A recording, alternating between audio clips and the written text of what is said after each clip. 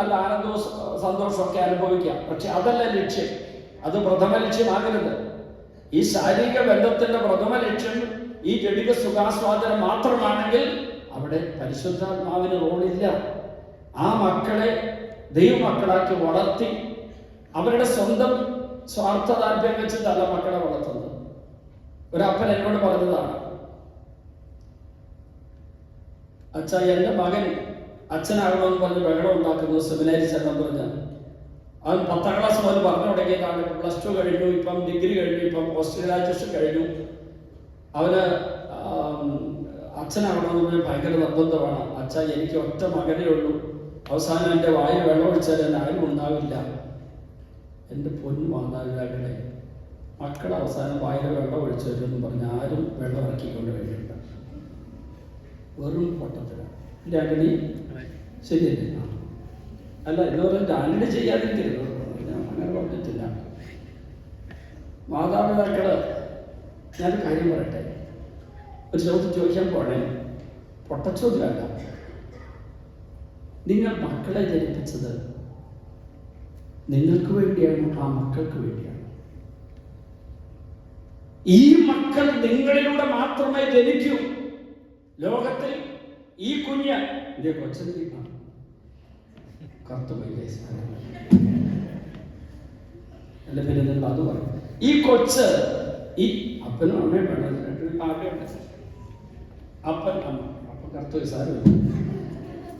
ഈ കൊച്ച് ഇവരിലൂടെ മാത്രം, ഇവന്റെ ബീജാണ് ഇവരുടെ അന്ധം, ഇതിലൂടെ മാത്രം ജനിക്കും. വേറെ ആരിലൂടെ ഈ കൊച്ച് ഇരിക്കില്ല. അതിന് കൂടെ ഒരു പോയിന്റുകളുണ്ട്. എന്താണെന്നറിയാത്തത്, നിങ്ങളിലൂടെ ഈ ലോകത്ത് ജനിക്കേണ്ട കുഞ്ഞുങ്ങളെ നിങ്ങൾ സമയത്ത് സ്വീകരിച്ചില്ലെങ്കിൽ ആ കുഞ്ഞിൻ ലോകത്ത് ഒരിക്കലും അവതരിക്കില്ല. അതിന് കണക്കാരും പറയും. എത്ര കുഞ്ഞുങ്ങളെ ഗർഭം ധരിക്കണം, എത്ര കുഞ്ഞുങ്ങളെ പ്രസവിക്കണം, വളർത്തണമെന്ന് നിശ്ചയിക്കേണ്ട നിങ്ങളല്ല, ഞങ്ങളുമല്ല, മാർപ്പാപ്പായല്ല, തമ്പുരാൻ കർത്താവാണ്.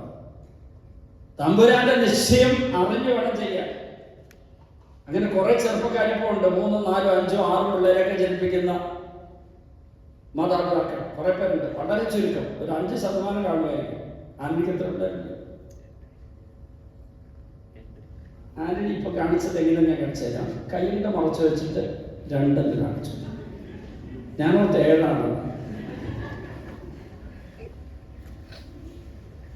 ഇനിയുണ്ടോ സമയം? സമ്മതിച്ചോ? തൽക്കാലം ആരുടെ സമ്മതിച്ചു?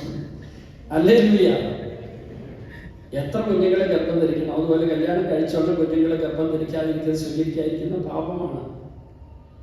കാരണം ആ സമയത്ത് നിങ്ങൾക്ക് ദൈവം നൽകുന്ന കുഞ്ഞിനെ നിങ്ങൾ സ്വീകരിച്ചില്ലെങ്കിൽ ആ ബീജാണോ അണ്ടോ നഷ്ടപ്പെട്ട പിന്നെ ഒരിക്കലും ആ കൊച്ചിരിക്കുകയില്ല, വേറെ കുഞ്ഞുങ്ങൾ ജനിക്കും. പക്ഷേ ഈ കുഞ്ഞിനെ ആരും കൊണ്ടുപോയി ലോകത്തിലേക്ക്. എത്ര പേര് ചിന്തിച്ചിട്ടുണ്ട്? ഈ അപ്പനും അമ്മയും കൂടെ അവരുടെ ശാരീരിക സുഖാസ്വാദനത്തിനായിട്ടുള്ള ബന്ധത്തിൽ മാത്രമാണ് അവർ കല്യാണം കഴിക്കുന്നതെങ്കിൽ അവർ വെറും സ്വാർത്ഥരാണ്. എന്താ സ്വാർത്ഥത? സ്വേച്ഛയ്ക്ക് മാത്രം അർത്ഥം കൊടുക്കുന്ന അവസ്ഥയാണ് സ്വാർത്ഥത. അങ്ങനെ ഒരു സ്വാർത്ഥതയിൽ കുഞ്ഞുങ്ങൾ ജനിച്ചു കഴിഞ്ഞ് ജഡത്തിൽ ജനിക്കുന്ന ജഡമായി കുഞ്ഞുങ്ങൾ മാറും. നിങ്ങൾ കുഞ്ഞുങ്ങളെ ദൈവത്തിന്റെ ഈ കുഞ്ഞിനെ ഞങ്ങൾ വഴി മാത്രം വരൂ എന്നുള്ള വിശ്വാസത്തോടെയാണ് ജനിപ്പിക്കേണ്ടത്. ഞാൻ എന്തുകൊണ്ടാണ് എനിക്ക് ബോംബെയിൽ ഇങ്ങോട്ട് വരാനുള്ള യാതൊരു സൗകര്യം ഇല്ലാതിരുന്നിട്ടും അവിടുത്തെ അസൗകര്യങ്ങൾ ഒത്തിരി ഉണ്ടായിരുന്നു. നല്ല തിരക്കായിരുന്നു, ഒത്തിരി കാര്യങ്ങൾ ചെയ്യാനുണ്ടായിരുന്നു. പക്ഷേ ജോബി അച്ഛൻ, അബുദാബിയിലെ അച്ഛൻ എന്നെ വിളിച്ചപ്പോൾ ഞാൻ പ്രാർത്ഥിച്ചപ്പോൾ കർത്താവ് പോവുക എന്ന് പറഞ്ഞതുകൊണ്ട് ഞാൻ വന്നു. കാരണം കർത്താവ് അയക്കുന്നെങ്കിൽ അവിടെ എന്തോ ഞാൻ ചെയ്യാനുണ്ട്. അങ്ങനെ ഞാൻ മുസഫയിലും അബുദാബി ധ്യാനം ഏറ്റെടുത്തിരിക്കുമ്പോഴാണ് സ്റ്റൈലച്ചൻ അറിയുന്നത് ഞാനിവിടെ ധ്യാനിപ്പിക്കാൻ വരുന്നുവെന്ന്. അബുദാബിയിലെ PRO ജോർജ് എൻ്റെ സുഹൃത്താണ്, അദ്ദേഹം വഴി അച്ഛൻ അറിഞ്ഞെന്ന് പറഞ്ഞു. ഉടനടി അച്ഛൻ എന്നെ വിളിച്ചു, അച്ഛാ ഇവിടെ കൂടെ ഒന്ന് സഹായിക്കാമോ? അപ്പോൾ ഞാൻ പ്രാർത്ഥിച്ചു നോക്കിയപ്പോൾ കർത്താവ് യെസ് പറഞ്ഞു. അങ്ങനെയാണ് ഞാൻ ഇവിടെ വരാനുള്ള വന്നത്. ഇല്ലെങ്കിൽ ഈ മറ്റ് 2 ധ്യാനങ്ങളെ ഉണ്ടായിരുന്നുള്ളൂ. അപ്പോൾ ഞാൻ വേറെ ചില കാര്യങ്ങൾക്ക് വേണ്ടി വരാനിരുന്ന എൻ്റെ പെങ്ങളുടെ മകനും അവരൊക്കെ ഉണ്ട്, അവരൊക്കെ കാണാൻ വേണ്ടി ഒരു 2 ദിവസം മുമ്പ് വരാൻ തീരുമാനിച്ചിരുന്നു. ആ ദിവസങ്ങൾ കൂടി എടുത്ത് 1 ദിവസം കൂടെ മുമ്പത്തേക്ക് പ്രീപോയിന്റ് ടിക്കറ്റ് ആക്കിയിട്ടാണ് ഞാൻ ഇവിടെ വന്നത്. അത് ദൈവത്തിൻ്റെ പദ്ധതിയാണ്. കാരണം ഞാൻ ഇവിടെ എന്ത് ചെയ്യാൻ ദൈവം എന്നെ നിയോഗിക്കുന്നുണ്ടോ അത് ഞാൻ ചെയ്യുന്നില്ലെങ്കിൽ വേറെ ആരും ചെയ്യില്ല. എന്നെ ദൈവം ഒരു ദൗത്യം ഏൽപ്പിച്ചെങ്കിൽ ആ ദൗത്യം ഞാൻ നിർവഹിക്കുന്നില്ലെങ്കിൽ ആ ദൗത്യം വേറെ ആരും ലോകത്ത് ചെയ്യില്ല. പകരക്കാരൻ ദൈവം വിടില്ല ആ സമയത്ത്. അപ്പൊ അത് ആർക്കാ നഷ്ടം? നിങ്ങൾക്കും ദൈവത്തിനും. അതിന്റെ ദുരന്തമാണ് ഞാൻ വരേണ്ടി വരുന്നത്. ഒരു പുരോഹിതൻ തന്നെ ശുശ്രൂഷ ചെയ്യാതിരിക്കുമ്പോൾ ആ പൗരോഹിത ശുശ്രൂഷയുടെ അഭാവത്തിലുണ്ടാകുന്ന ദുരന്തത്തിന് ഉത്തരവാദി പുരോഹിതനാണ്. അതുകൊണ്ടാണ് ദൈവം ആഗ്രഹിക്കുന്നുണ്ടെങ്കിൽ ഞാൻ പോകും. ഞാൻ കോട്ടയിൽ 2 വർഷം മുമ്പ് കോട്ടയാശ്രമത്തിൽ ആയിരുന്നു. അവിടെ ആയിരിക്കും. പണ്ട് ഞാൻ 6 വർഷം ആയിരുന്ന സ്ഥലമാണ്. എനിക്ക് വലിയ തിക്കും തിരക്കൊന്നുമില്ല. ഫ്രീലാൻസ് ശുശ്രൂഷ ചെയ്യാൻ, ഡെയിലി പ്രോഗ്രാം, പുറത്തുള്ള കൺവെൻഷൻ, അവിടെ താമസമുള്ള ധ്യാനം, അവിടെ സുപ്പീരിയർ ഡയറക്ടറായിരുന്നു. അങ്ങനെ ഇരിക്കുമ്പോൾ എന്നോട് പ്രൊഫഷണൽ ചോദിക്കുക, അച്ഛൻ ബോംബെ ധ്യാന കേന്ദ്രം അച്ഛൻ തുടങ്ങി വെച്ചതല്ലേ, 10-15 വർഷം ഉണ്ടായിരുന്നല്ലേ, അവിടെ അല്പം ഡള്ളായിട്ട് കിടക്കുക, അച്ഛൻ അങ്ങോട്ടൊന്ന് പോകാൻ പറ്റും, ഒരാഴ്ച പ്രാർത്ഥിച്ച് തീരുമാനമെടുത്താൽ മതി. ഞാൻ ഓക്കെ പറഞ്ഞു. ഞാൻ പോയി പ്രാർത്ഥിച്ചു തുടങ്ങി. ആദ്യത്തെ മണിക്കൂർ, ആദ്യത്തെ മിനിറ്റിൽ ഈശോ എന്നോട് ഉറക്കം പറഞ്ഞത് ഗോ എന്നാണ്. അതായത് ഉടനെ ചെയ്യണം. പിന്നെ ഞാൻ ഒന്നും ആലോചിച്ച എന്നിട്ട് ഫോൺ എടുത്ത് പ്രൊഫഷണൽസിനെ വിളിച്ച് പറഞ്ഞു ഞാൻ പോകാം. അവിടേക്ക് എന്നെ കർത്താവ് അയക്കുന്നുണ്ടെങ്കിൽ ഞാൻ പോകണം. യോന പറഞ്ഞതുപോലെ പറയരുത്, യോന ചെയ്തതുപോലെ ചെയ്യരുത്. അതുകൊണ്ടാണ് ബോംബെക്ക് വന്നത്. എനിക്ക് ഒത്തിരി ബുദ്ധിമുട്ടുകൾ അങ്ങനെ വന്നതിന്റെ ഫലമായി ഉണ്ടാകും. പക്ഷെ അതിന്റെ കർത്താവ് കൂടെ വരും. ഏത് സഹനം ഉണ്ടായാലും. അപ്പം മാതാപിതാക്കൾ മക്കളെ ജനിപ്പിച്ച് വളർത്തുന്ന ഉത്തരവാദിത്വത്തിന്റെ മഹാഭിഷേകം വിവാഹ ഉദാശകൾ സ്വീകരിച്ചവര് അവരുടെ ജഡിക ദുർമോഹങ്ങളുടെ ശമനത്തിന് വേണ്ടി മാത്രം ശാരീരികബന്ധം ഏർപ്പെടുകയോ അല്ലെങ്കിൽ അവർ തന്നെ ലോകത്തിന്റെ ബുദ്ധി അനുസരിച്ചും ലോകത്തിന്റെ അറിവനുസരിച്ച് കുഞ്ഞുങ്ങളെ എണ്ണം ക്രമീകരിക്കുകയോ സമയത്ത് കുഞ്ഞുങ്ങളെ സ്വീകരിക്കാതിരുന്നോ ചെയ്താൽ വലിയ ദുരന്തമുണ്ട്. ഉദാഹരണം പെട്ടെന്നൊക്കെ പറയാം. ബോംബെ താബോർ ധ്യാന കേന്ദ്രത്തിൽ ഒരു അപ്പനും അമ്മയും കൂടെ നാട്യപ്രവർത്തന എന്നെ കാണാൻ വേണ്ടി വന്നു. അവരുടെ മകന്റെ കല്യാണമാണ്. അച്ഛൻ വന്ന് ബ്ലസ് ചെയ്യണം. നാട്യപ്രവർത്തനം പറഞ്ഞു ഞാൻ വരില്ല, കൊച്ചുമാച്ചോട് പറഞ്ഞേക്കാൻ. എൻ്റെ പേര് കൊച്ചുമാച്ചൻ കൂടെ ഉണ്ട്. അപ്പം അവരെൻ്റെ അടുത്ത് വന്നു. ഞാൻ പറഞ്ഞു കല്യാണത്തിന് ഞാൻ തരില്ല. എൻ്റെ സ്വന്തക്കാരുടെ സഹോദരങ്ങളുടെ മക്കളെ മാമോദിസ ആദ്യവാസത്തിൽ പോകാൻ എനിക്ക് നേരം കിട്ടാറില്ല. അവരുടെ കല്യാണത്തിലൊക്കെ പോകും. അതുപോലെ എൻ്റെ അപ്പൻ്റെ സഹോദരങ്ങൾ, അമ്മയുടെ സഹോദരങ്ങൾ ആരുടെ കല്യാണം ഞാൻ കെട്ടിച്ചിട്ടില്ല ഇതുവരെ. അതിന് മറ്റൊന്നുമല്ല, അങ്ങനെ പോവുകയാണെങ്കിൽ ഞാൻ മിക്കപ്പോഴും ഈ ബന്ധുക്കളുടെ പരിപാടിക്ക് പോകേണ്ടി വരും. ഞാൻ ബോംബെയിലായിരുന്നു 10-11 വർഷം. അതുകൊണ്ട് ഞാൻ അതൊന്നും പോയിട്ടില്ല. അതിന് ആദ്യമൊക്കെ എന്നോട് അവർക്ക് അരിശമുണ്ടായിരുന്നു. ഇപ്പോൾ അവർക്കൊക്കെ മനസ്സിലായി എന്തുകൊണ്ട് ഞാൻ പോകാതിരുന്നു. അതുകൊണ്ട് ഞാൻ ഇവരോട് പറഞ്ഞു ഞാൻ വരില്ല. അവരിവിടെ കൊണ്ടുവന്ന് ഞാൻ ബ്ലസ് ചെയ്യാൻ പറഞ്ഞു. അങ്ങനെ കല്യാണം കഴിഞ്ഞിട്ട് ഈ ചെറുക്കൻ പെണ്ണിനെ കുട്ടി അപ്പനും അമ്മയുടെ വന്നു. മകൻ അവിടെ ജോലി, മകള് അവിടെ പഠിച്ചുകൊണ്ടിരിക്കുന്നു അമേരിക്കയിൽ. അങ്ങനെ ഞാൻ ഇവിടെ തലയിൽ വെച്ച് പ്രാർത്ഥിച്ചു കഴിഞ്ഞിട്ട് ഞാൻ അവരോട് ചോദിച്ചു, നിങ്ങൾ will you come next year? Yeah, next year will come. അപ്പം ഞാൻ ഉടനെ ഇങ്ങനെ പറഞ്ഞു, next year when you come you will have a baby in your hand, isn't it? ഉടനടി ഞാൻ പറഞ്ഞ ഉടനെ ആ പെണ്ണ് വാട്ട് എന്നോട് ചോദിച്ചു. നിങ്ങൾ കേട്ടിയില്ലേ? ഞാൻ കേട്ടി. പാട്ടുകപ്പാന്നല്ല പറഞ്ഞ് അലറി വിളിച്ച് അവിടെ കഴിഞ്ഞു. വാട്ട്? ഈ കീബോർഡിൽ 5th octave അല്ലേ ഉള്ളത്, ഇവിടെ പിച്ച് 6th octave.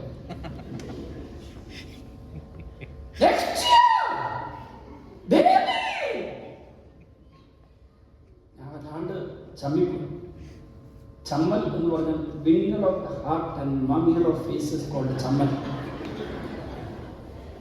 ആദ്യം അവിടെ എഴുതിയെടുക്കുന്നത്.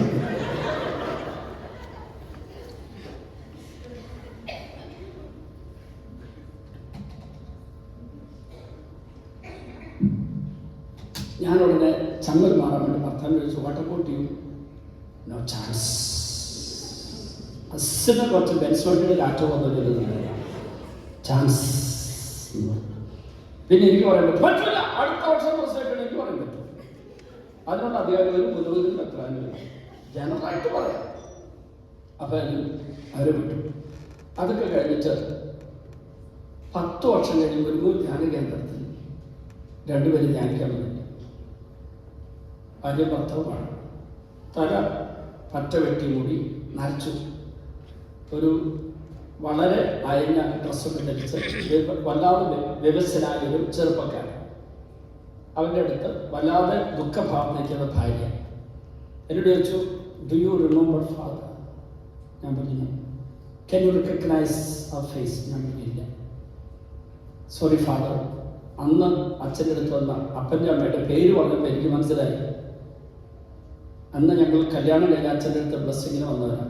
ഞാൻ ചോദിച്ചു, നിങ്ങളെന്താ ഇങ്ങനെ ഒരു അവസ്ഥയിൽ? It's A long story father. ഞങ്ങൾ ആദ്യത്തെ 6 വർഷം കുഞ്ഞുങ്ങളെ വേണ്ടെന്ന് തീരുമാനിച്ചു. ഞങ്ങൾ പ്രിക്കോഷൻ എടുത്തു. പക്ഷേ 2 തവണ ഗർഭിണിയായി ആ കുഞ്ഞുങ്ങളെ അബോർഷൻ വഴി കൊന്നു കിടന്നു. 6-ാം വർഷം ഞങ്ങൾ കൊച്ചിന് വേണ്ടി ശ്രമം തുടങ്ങി. ആകുന്നില്ല. 10-ാം വർഷമായപ്പോൾ ഡോക്ടർമാർ പറഞ്ഞു, 6-ാം വർഷം പറയുന്നത് സ്പേം കൗണ്ട് കുറവാണ്. അപ്പോൾ കുഞ്ഞുങ്ങളെ 6 വർഷത്തിൽ 2 തവണ കർത്താവ് കൊടുത്തതാണ്. 10-ാം വർഷത്തിൽ ഡോക്ടർ പറഞ്ഞൊരു സർജറി നടത്താം. അപ്പോൾ സർജറി നടത്തി കഴിഞ്ഞപ്പോൾ സ്പേം കൗണ്ട് 0 ആയി. ഇതാ പൊട്ടത്തരം കാണിക്കുന്ന പല പുരുഷന്മാരും സർജറി നടത്തി 0 ആയി. അപ്പോൾ IVF-ന് പോകാൻ പോവുകയാണ്. എന്താ IVF? ഇൻവിട്രോ ഫെർട്ടിലൈസേഷൻ എന്ന് പറയുന്ന പരിപാടി. സ്വാഭാവിക ബന്ധത്തിൽ കുഞ്ഞുങ്ങൾ ജനിക്കാത്ത മാതാപിതാക്കളെ, ദമ്പതിമാരെ ഡോക്ടർമാര് പ്രത്യേകമായി ചികിത്സയ്ക്ക് വിധേയരാക്കും. സ്ത്രീക്ക് ഹോർമോൺ ചികിത്സ കൊടുക്കും. മാസത്തിൽ ഒരു അണ്ഡം പരിപക്വമായി വരുന്നതിന് പകരം, ഓവലേഷനോട് വരുന്നതിന് പകരമായി ഹോർമോൺ ചികിത്സ കൊടുത്ത് 5, 10, 15 അണ്ഡങ്ങളെ ഒരുമിച്ച് മച്ചുവരാക്കിയിട്ട് ലാപ്രോസ്കോപ്പി സർജറി വഴി പുറത്തേക്ക് എടുത്തിട്ട് ഭർത്താവ് ശേഖരിക്കുന്ന ബീജാണുക്കളെ ലാബിൽ വെച്ച് സംയോജിപ്പിച്ച് 10, 15, 20 ഭ്രൂണങ്ങളെ ഉണ്ടാക്കും. ആദ്യം ഭ്രൂണമല്ല, ആദ്യം തന്നെ ഇത് സംയോജനം നടന്നു കഴിഞ്ഞ ശേഷം സൈഗോട്ട്, പിന്നെ മോർല ബ്ലാസ്റ്റോസിസ്റ്റ്, പിന്നെ അത് കഴിഞ്ഞിട്ട് ഫീറ്റസ് എന്നൊരവസ്ഥയിലേക്ക് വരും. ഞാനിത് പഠിച്ചിട്ട് നിങ്ങളോട് പറയും. ഞാൻ ഇതിനെക്കുറിച്ച് പഠിച്ച് ക്ലാസ് എടുത്തിട്ടുണ്ട് ഇതിനെക്കുറിച്ച്. അത് കഴിഞ്ഞിട്ട് അമ്മയുടെ ഗർഭപാത്രത്തിൽ കോറിങ് ഒരു മെത്തേഡിലൂടെ സ്വാഭാവികമായ സിൻക്രണി നടക്കുകയില്ല. സാധാരണ ഗർഭധാരണം കഴിയുമ്പോൾ കുറച്ച് ദിവസം കൊണ്ട് അമ്മയുടെ ഗർഭപാത്രത്തിന്റെ എൻഡോമെട്രിയം കൊച്ചിനെ സ്വീകരിക്കാൻ ഒരുങ്ങും. ഇത് അങ്ങനെ നടക്കില്ല നാച്ചുറലായിട്ട്. അതുകൊണ്ട് കൃത്രിമമായിട്ട് കോറിങ്ങിലൂടെ അതിനെ ഒരുക്കിയിട്ട് ലാബിൽ വെച്ച ഈ ഭ്രൂണങ്ങളെ ഗർഭപാത്രം ശ്രമിക്കും. 3-4 ഭ്രൂണങ്ങൾ ഒരുമിച്ച് വെക്കും. 10-15 ഉണ്ട്. അതിൽ 3-4 വെക്കും. എന്നിട്ട് നാളത്തെ വെച്ച് ഒന്നെങ്കിലും പിടിച്ചു വരാൻ വേണ്ടി. ഇനി എല്ലാം പിടിച്ചു വരികയാണെങ്കിലോ സെലക്റ്റീവ് റിഡക്ഷൻ എന്ന മെത്തേഡിലൂടെ 1-ലധികം കുഞ്ഞുങ്ങളെ കൊല്ലും. അവർ നിങ്ങളോട് പറയില്ല കാര്യം. ആ അമ്മ കൊച്ചിനെ പ്രസവിച്ചു കഴിഞ്ഞ് 2-3 വർഷം കഴിഞ്ഞ് അപ്പോൾ ബാക്കിയുള്ള ഭ്രൂണങ്ങളെ എന്ത് ചെയ്തു? തണുപ്പിച്ച നൈട്രജൻ ലായനിക്കകത്താക്കി വളരെ ഹൈ ഇതില് തണുപ്പിച്ച് മരവിപ്പിച്ച ഫ്രീസ് ചെയ്ത ഈ നൈട്രജൻ ലായനിക്കകത്തേക്ക് ഇട്ട് കഴിഞ്ഞാൽ ഈ കുഞ്ഞുങ്ങൾ പിന്നെ സെൽ ഡെവലപ്മെന്റ് ഗ്രോത്തും ഇല്ല, അത് മരിക്കില്ല, മരവിച്ച് അവിടെ ഇരിക്കും. അങ്ങനെ ഈ കുഞ്ഞുങ്ങളെ സൂക്ഷിക്കും, ഒരു ടാങ്കിനകത്താക്കി സൂക്ഷിക്കും. അതിനാണ് ഭ്രൂണ ബാങ്ക് എന്ന് പറയുന്നത്. ആശുപത്രികളുണ്ട്, അങ്ങനെ പലയിടത്തും ഇൻഫെർട്ടിലിറ്റി ക്ലിനിക്കുകളുണ്ട്. അത് കഴിഞ്ഞ് 2-3 വർഷം കഴിഞ്ഞ് 2ാമത്തെ കൊച്ചിന് വേണ്ടി ഈ കുഞ്ഞുങ്ങളെ ഭ്രൂണങ്ങളെ പുറത്തേക്ക് എടുത്ത് THWA ജോലി ഇലക്ട്രിക് ഷോക്ക് കൊടുക്കുമ്പോൾ 10-70% ഭ്രൂണങ്ങൾ മരിക്കും. എന്നിട്ട് ഉണർന്നു വരുന്ന ഭ്രൂണങ്ങളെ വീണ്ടും അമ്മയുടെ ഗർഭപാത്രത്തിൽ ക്ഷമിക്കും. അങ്ങനെ 2-3 കുഞ്ഞുങ്ങളെ കിട്ടി. ബാക്കി ഭ്രൂണങ്ങൾ ഇപ്പോഴുണ്ട്. എന്ത് ചെയ്യും? 2 കാര്യങ്ങൾ അവർ ചെയ്യും. മെഡിക്കൽ സയൻസ് ചെയ്തുകൊണ്ടിരിക്കുന്ന കാര്യങ്ങൾ ലോകാരോഗ്യ സംഘടന അംഗീകരിച്ചത്. 1, 10 വർഷത്തിൽ കൂടുതൽ പഴക്കമുള്ള ഭ്രൂണങ്ങളെ നശിപ്പിച്ച് കളയണമെന്ന് പറഞ്ഞിരിക്കുന്നു. കാരണം അതിന് ജനിതക വൈകല്യം ഉണ്ടാകും. നിങ്ങൾ അറിയാതെ നിങ്ങളുടെ കുഞ്ഞുങ്ങളെ 10 വർഷം കഴിഞ്ഞ് കുഞ്ഞുങ്ങളെ കൊന്നു കളയും. നിങ്ങൾ കാരണം. മറ്റൊന്ന് സ്റ്റെം സെൽ റിസർച്ച് ഒരു മേഖലയുണ്ട്, മൂലകോശ ഗവേഷണ ശാഖ. നമ്മുടെ ശരീരത്തിൽ കേടായ അവയവങ്ങളെ മൂലകോശങ്ങളിൽ നിന്ന് വളർത്തിയെടുക്കാൻ പറ്റുന്ന ഒരു മേഖലയാണത്. വലിയ ദൈവീയ സമ്മാനമാണത്. അവർക്ക് മൂലകോശങ്ങൾ വേണം. ഈ മൂലകോശങ്ങൾ ഏറ്റവും കൂടുതൽ 2 മേഖലയിൽ കിട്ടും. ഒന്നുകിൽ ഭ്രൂണത്തിൽ നിന്ന് കിട്ടും, അല്ലെങ്കിൽ അമ്നിയോട്ടി ഫ്ലൂയിഡ് എന്ന് പറഞ്ഞ ഗർഭവാർത്ത ദ്രാവകത്തിൽ നിന്ന് കിട്ടും. അമ്നിയോട്ടി ഫ്ലൂയിഡ് കുറച്ചേ ഉണ്ടാവുള്ളൂ. ഏറ്റവും ഹെൽത്തി ആയിട്ടുള്ള മെനി സെൽസ് കിട്ടുന്നത് ഭ്രൂണത്തിൽ നിന്നാണ്. ഈ കുഞ്ഞുങ്ങളെ സ്റ്റെം സെൽ റിസർച്ചുകാർക്ക് ഇവർ വിൽക്കും, അവർ പണം ഉണ്ടാക്കും. നിങ്ങളുടെ കുഞ്ഞുങ്ങളെ ഗിനിപ്പന്നികളെ പരീക്ഷണശാലയിൽ കൊടുക്കുന്നത് പോലെ ഈ കുഞ്ഞുങ്ങളെ വിൽക്കും. നിങ്ങളോട് അവർ പറയില്ല. അപ്പൊ ഇവരിപ്പോൾ IVF-ന് പോകാൻ ഞാൻ IVF-നെതിരെ ക്ലാസ് എടുത്തപ്പോൾ ഇവർ ചോദിച്ചു, അച്ഛാ ഞങ്ങൾ IVF-ന് പോകുന്നത് തെറ്റാണെന്ന് ചോദിച്ചു വന്നിരിക്കുകയാണ്. ഇപ്പൊ അവര് സർജറി നടത്തി, എല്ലാം നഷ്ടപ്പെട്ടു. ഞാൻ അവരോട് ചോദിച്ചൊരു ചോദ്യമുണ്ട്. നിങ്ങളുടെ മുമ്പിൽ 6 വർഷക്കാലം ഞാൻ തരുന്ന കുഞ്ഞുങ്ങളെ സ്വീകരിക്കുക എന്ന് പറഞ്ഞ് കരഞ്ഞു നിന്ന കർത്താവ് നിങ്ങൾ കണ്ടോ? അന്ന് നിങ്ങൾ കുഞ്ഞുങ്ങളെ വേണ്ടാന്ന് പറഞ്ഞ് നീട്ടി വെക്കുമ്പോൾ നിങ്ങളിലൂടെ ഈ ലോകത്തിൽ അവതരിക്കേണ്ട ദൈവ പൈതങ്ങളെ ലോകത്തിൽ ആരും കൊണ്ടുവരും? മാർപ്പാപ്പായ്ക്കോ ലോകരാഷ്ട്ര തലവന്മാർക്കോ മെത്രാന്മാർക്കോ വൈദികർക്കോ നിങ്ങൾക്കോ ആർക്കും പറ്റില്ല, ഒരാൾക്കും പറ്റില്ല. നിങ്ങളിലൂടെ ലോകത്തിൽ അവതരിക്കേണ്ട കുഞ്ഞുങ്ങൾ നിങ്ങളിലൂടെ മാത്രം അവതരിക്കുന്നു. ഈ കുഞ്ഞുങ്ങളെയാണ് പലരും ഉപേക്ഷിക്കുന്നത്, അത് അബോർഷൻ വഴി കൊല്ലുന്നത്. ആ കുഞ്ഞുങ്ങൾ ആർക്കായിട്ടേക്കവിടെ? ഇതൊക്കെ ഞാനൊക്കെ അവരോട് പറഞ്ഞു. പ്രിയപ്പെട്ടവരെ, അവർ കുഞ്ഞുങ്ങളെ ദത്തെടുത്ത് വളർത്താൻ ഞാൻ പറഞ്ഞു. പക്ഷേ അവർക്ക് ദത്തെടുക്കാൻ ചെന്നപ്പോഴേക്ക് ചെറിയ കുഞ്ഞുങ്ങളെ കിട്ടിയില്ല. അതുകൊണ്ട് അവർ ദത്തെടുക്കൽ പരിപാടി വേണ്ടെന്നൊക്കെ വെച്ചു. അവരിപ്പോൾ അവരുടെ വരുമാനം മുഴുവനും അനാഥശാലകൾക്ക് സംഭാവനയൊക്കെ ചെയ്ത് അവർ കഴിയുകയാണ്. ഞാൻ തിരിച്ചു വരട്ടെ. ഞാൻ ആദ്യം പറഞ്ഞുകൊണ്ടിരിക്കുന്ന സംഭവത്തിലേക്ക് വരികയാണ്. ദൈവം ഭാവിയുടെ പ്രാർത്ഥന കേൾക്കില്ലെന്ന് പറഞ്ഞു. അവർ ദമ്പതികളുടെ 4 മക്കളെ കല്യാണം നടക്കുന്നില്ല. അതിന് കാരണം എന്താണെന്ന് ചോദിച്ചാൽ, അവർ ധ്യാനിക്കാൻ പറഞ്ഞപ്പോൾ അവർ ധ്യാനിച്ചപ്പോൾ കാര്യം മനസ്സിലായി. എന്താണ് കാര്യം? ഞാനൊരു സംഭവം പറഞ്ഞു, ഒരു ഉദാഹരണം പറഞ്ഞു. ബോംബെ താബോർ ധ്യാന കേന്ദ്രത്തിൽ 1996 മുതൽ 2007 വരെ ഞാനുണ്ടായിരുന്ന കാലത്ത് ഒരപ്പനും അമ്മയും കൂടെ മെഡിക്കൽ ആംബുലൻസിൽ, ICU ആംബുലൻസിൽ അവരുടെ മകനെ ഞങ്ങളുടെ അടുത്തുണ്ട്. ഞാനും ഒരു മാർട്ടിൻ കാടാപ്പുറത്തിൽ ചെന്നവിടെയുണ്ട്. അച്ഛനെൻ്റെ 2 പാത്രത്തിൽ കുടിക്കുന്നത് സംശയമുള്ളവർക്കുള്ള ഉത്തരം. ഇത് ചൂടുവെള്ളം, ഇത് ചുക്ക് കാപ്പി. ഓക്കെ, റാണ്ടിയാണെന്ന് തെറ്റിദ്ധരിച്ചു അല്ലേ? കാരണം നിങ്ങളുടെ ക്യൂരിയോസിറ്റി അങ്ങനെയൊക്കെ ആയിരിക്കും. അച്ഛൻ എത്ര വയസ്സായി? അച്ഛൻ്റെ വീട് എവിടെയാണ്? എന്തായി കുടിക്കുന്നത്? എനിക്ക് കുടിക്കാൻ ആയിരങ്ങളുണ്ട്. കാരണം എനിക്ക് ജലദോഷവും തൊണ്ടവേദനയൊക്കെ ഉണ്ടായിരുന്നു. കുഴപ്പമില്ല, നിങ്ങൾക്ക് കുഴപ്പമുണ്ട്, എനിക്ക് കുഴപ്പമില്ല. ഓക്കെ, അപ്പോൾ അപ്പനും അമ്മയുടെ കൊണ്ടുവന്ന് കൊച്ച് വണ്ടിയിലൊരു ആംബുലൻസ് കൊച്ചുണ്ട്. ICU വെന്റിലേറ്ററിലാണ്. വെന്റിലേറ്ററൊക്കെ ഉണ്ട് വണ്ടിക്കകത്ത്.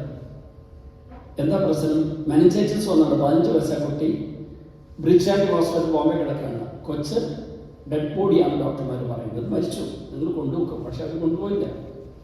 അവർക്ക് വലിയൊരു വിശ്വാസമായി കൊച്ച് ജീവിക്കുമെന്ന്. 1 മാസം കഴിഞ്ഞാണ് ബോംബെ കൊണ്ടുപോകുന്നത്. ഞങ്ങൾ 2 പേരും കുറേ നേരം പ്രാവശ്യത്തിൽ ഒരു മാറ്റമില്ല. അപ്പം ഞാൻ പറഞ്ഞു, നിങ്ങൾ കൊച്ചിനെ കണ്ട് അമ്മ പോകുക, അപ്പം ധ്യാനിക്കാൻ പറഞ്ഞു. അത് കഴിഞ്ഞ് പിറ്റേ ആഴ്ച അമ്മ ധ്യാനിക്കാൻ പറഞ്ഞു. അപ്പം ധ്യാനിക്കാൻ പറഞ്ഞു. 14 വർഷം കുഞ്ഞുങ്ങളില്ലാതിരുന്നവരാണ് ഇവർ. അത് കഴിഞ്ഞ് 14 വർഷം കഴിഞ്ഞിട്ട് ഇവർ 2 പേരും കൂടെ വേളാങ്കണ്ണി പോയി ഒരാഴ്ച തപസ്സിരുന്ന് പ്രാർത്ഥിച്ചു. മാതാവ് സമ്മാനം കൊടുത്താണ്. കാരണം അമ്മ വിശുദ്ധിയായിരുന്നു, അപ്പൻ അത്ര വിശുദ്ധനായിരുന്നില്ല. അമ്മ വിശുദ്ധിയായിരുന്നു. മാർട്ടിൻ ഡിപ്പോറസിന്റെ അമ്മ വിശുദ്ധിയായിരുന്നു. അതുകൊണ്ടാണ് വിശുദ്ധനായ പത്രം ജനിച്ചത്. വിശുദ്ധ മാർട്ടിൻ ഡിപ്പോറസ്. അപ്പൻ മോശമായിരുന്നു.